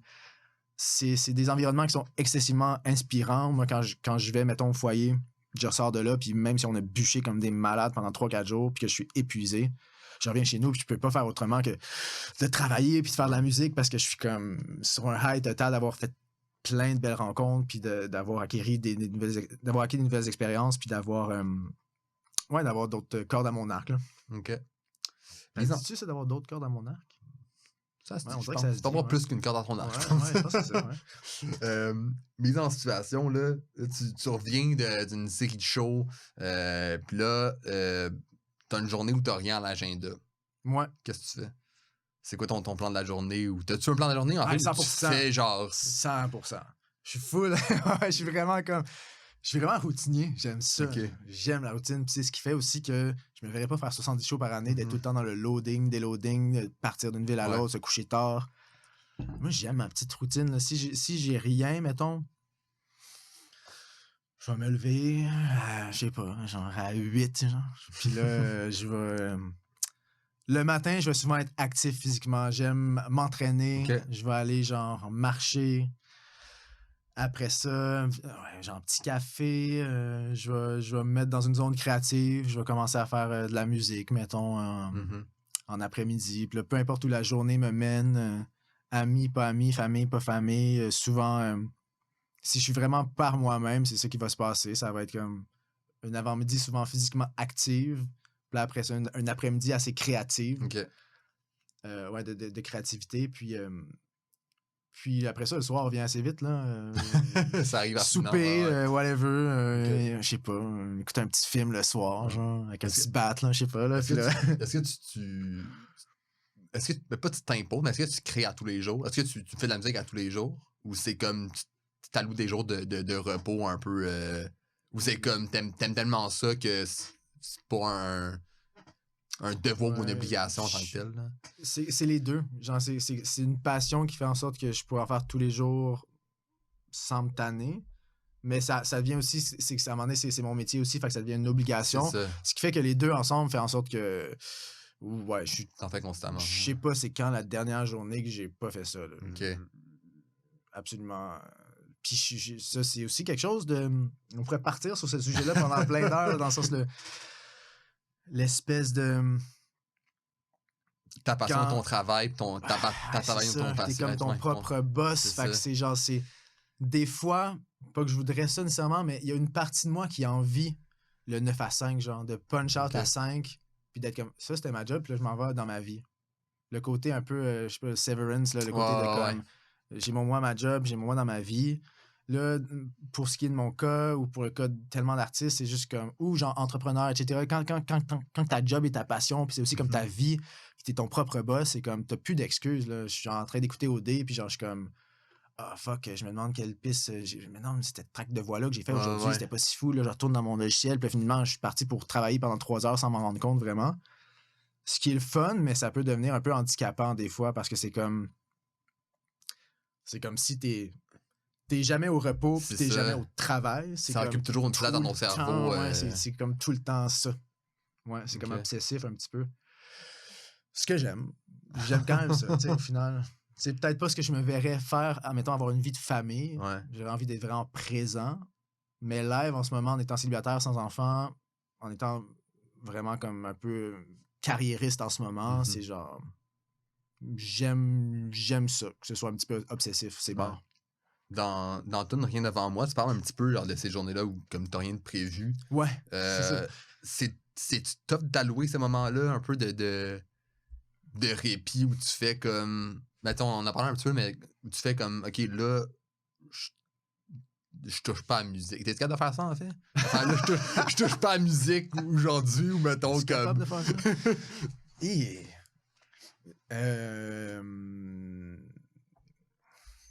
Ouais, ça peut m'arriver, mettons, en Noël puis jour de l'an. il y a comme un 5 genre, jours. mettons, à Noël. Ouais. Ça, genre, mettons, cette année à Noël, là, je me suis dit, hey, là aujourd'hui, c'est Noël. Genre, je touche pas à la musique. Genre, j'en fais pas. Okay. Puis, mettons, en Noël, jour de l'an, et tout le temps à ce moment-là où, comme je sens que le monde est un peu. Pour une. Arrêté, là, ouais. Pour une partie de la population, c'est un peu comme une espèce d'entre-deux, un moment qui n'existe pas tant. Fait que c'est comme je me permets de plus faire mon jeuneau, là. Genre, je vais gamer, je vais faire des affaires qui puis je vais plus me foutre des projets qui sont en cours. Mais non, c'est vraiment... J'ai un côté assez workaholic qui fait en sorte que... Non, effectivement, je me tournerais les pouces en titi là, si, mettons, tu me disais, là, OK, là, tu peux pas faire ce que tu fais. Là. Tu peux pas faire de musique ou de production musicale ou quoi que ce soit dans les prochains jours. Je trouverais ça difficile parce que je sais qu'il y a du travail à faire puis que je pourrais prendre ces heures-là pour travailler. Puis c'est ça qui est comme malsain au final. C'est que peu importe quand tu as des heures devant toi, quand tu es passionné de quelque chose, c'est difficile en étant ton propre boss de juste chiller quand tu sais que tu pourrais travailler à la place puis avancer ton truc, tu sais. Fait que ça, c'est tough. Mais en même temps, d'un autre sens, je serais absolument capable de ne pas faire de musique. C'est ça un peu le clash, c'est que je pense que je serais capable de faire un autre job complètement. Puis que la musique soit vraiment juste un hobby que je fais genre 4 heures semaine. Ça serait un super beau 4 heures. Mais c'est parce que là, c'est l'engrenage dans lequel je suis qui est comme... C'est mon métier. Fait que je peux pas trop dormir sa job. Là. Il faut que ça avance quand même. T'es comme tu dis, t'as des deadlines à assurer. Puis c'est aussi juste comme... Tu es ton propre boss, puis tu crées tes propres opportunités aussi. Là, fait que... Puis mon travail, c'est sur mon ordi, puis mon ordi, je l'ai tout le temps avec moi. Fait que c'est comme, il n'y a pas d'excuse vraiment au final. Ce qui peut être à mon avantage pour la charge de travail que je peux accomplir, mais ce qui est à mon désavantage, que j'ai de la misère à me déconnecter. Là. On en parle un peu tantôt, là, je change de ça complètement, là, mais tu parles un peu de faire des tunes, pas pour la radio, mais comme... qui sont plus radio-coded dans un sens, là. Est-ce que... c'est quoi l'importance de la radio encore aujourd'hui, même avec les parties de streaming qui sont là? Est-ce que c'est encore super important pour un artiste de passer dans les radios puis d'avoir une présence comme dans ces médias-là quand même? On dirait que j'ai envie de dire que je le sais pas tant, parce que, tu sais, je travaille pas dans les radios et Ouais. tout, mais ce que j'ai pu constater, mettons, Mais en mettons les tunes que pensant toi, ils ouais, ont c'est pensé à ça, la radio, hein. en passant à la radio, c'est sûr que le côté financier, quand tu as des tunes qui Ouais. spinent vraiment à la radio, puis dans les grosses radios et tout, c'est sûr qu'à un moment donné, ça s'accumule, puis ça commence à être intéressant. Puis ça vient avec une espèce de crédibilité, comme je parlais tantôt de monsieur et madame tout le monde qui « Hey, je t'ai entendu chez Ouais. Maxi, c'est le fun, c'est comme c'est impressionnant, tu Ouais. sais. » Mais c'est pas, selon moi, puis peut-être que j'ai complètement tort, mais c'est pas nécessairement c'est pas nécessairement le fait de passer à la radio qui fait en sorte que tu vas remplir tes salles, genre. Ouais. Parce comme il y a vraiment, surtout aujourd'hui, ça passe vraiment par le web, puis il y a vraiment un lien intime à créer avec l'audience, là. Ce qui fait que juste d'entendre des chansons à la radio, souvent le monde ne sait même pas c'est qui passe à la radio. Ils l'entendent ta chanson, mais ils savent pas que c'est toi, puis ils se posent pas plus de questions. Il faut vraiment que la personne tripe sur la chanson, Shazam ou quoi que ce soit, puis là, aller voir, puis là, après ça, outre ça, il faut qu'il aille voir c'est qui l'artiste de ces chansons-là qu'il aime, puis faire connaissance avec l'artiste, peut-être aller voir d'autres chansons. C'est quoi le pourcentage des personnes qui font ça? Je sais pas, c'est super minime. Fait que passer à la radio, c'est cool, mais j'ai pas l'impression que ça te fait. Encore une fois, c'est pas, mettons, ça qui fait une carrière. C'est une marge de plus. Là. Mais bon, mettons les tunes que toi t'as vu. Mettons les tunes que. Des scènes qu'on passait à la radio, t'as-tu vu un effet quand même dans, mettons, tes chiffres ou tes streams ou les gens qui allaient voir tes shows ou ça a-tu un effet comme concret ou t'as pas nécessairement rien vu de.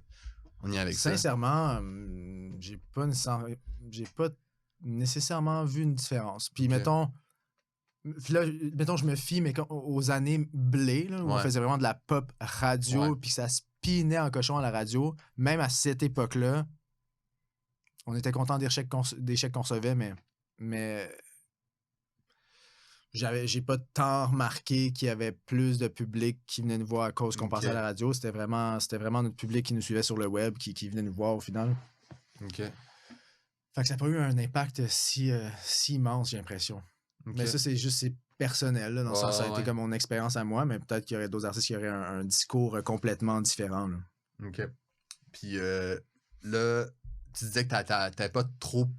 Tu avais prévu quelques dates de show pour le prochain album, mais tu veux pas faire une grosse tournée nécessairement. Non, puis de beaucoup de dates. Là, honnêtement, c'est que je serais pas nécessairement en capacité de faire une grosse tournée, là, dans le sens. C'est quelque chose là, d'aller un peu partout au Québec puis de savoir que comme tu vas vendre, mettons, au moins une centaine de billets, genre que dans chaque ville, mettons, il y a comme au moins 100 personnes qui vont se dire « Hey, moi, le vendredi soir, là, je pourrais faire n'importe quoi de ma vie, mais j'ai décidé de payer genre 30$ pour aller voir cet artiste-là. » Il faut être dédié, là. Il faut avoir comme des vrais fans. Donc, c'est quand même... C'est pas un secret pour personne. C'est quand même compliqué de remplir des salles quand t'as pas le gros buzz. Là. Ce qui fait que non, je pense que même le vouloir tourner partout au Québec, ça se ferait pas là, aller dans des salles où il y a certaines régions au Québec où il y aurait 10 personnes peut-être ou quoi que ce soit. Dans le sens, c'est pas assez pour louer une salle puis prévoir une tournée vraiment. Là. Il y a certaines régions au Québec où ça fonctionne mieux et tout, c'est sûr. Puis je suis content d'aller à la rencontre de ces personnes-là. Puis si j'ai l'opportunité de le faire, je vais le faire. Tu sais, si le projet fonctionnait suffisamment au point où c'est comme « Oh my God, tu vas faire 70 shows dans des salles complètement remplies », je le ferais. Puis mon ego aimerait ça. Mais encore une fois, comme je disais tantôt, je préférerais être à la maison, je pense. C'est ça l'histoire. OK. Ben, un immense merci pour Miro d'être venu me voir. C'est super intéressant de te parler puis d'apprendre à connaître la personne derrière l'artiste. Là, au moment où l'épisode va sortir, l'album risque d'être sorti déjà. Fait que si vous écoutez ça, allez écouter XX de Miro. Puis un gros merci d'être passé pour elle. C'était super le fun à jaser. Merci pour l'invitation. C'était malade. On se rejase quand tu veux. Let's go. Malade. Merci. Hein. Merci à toi.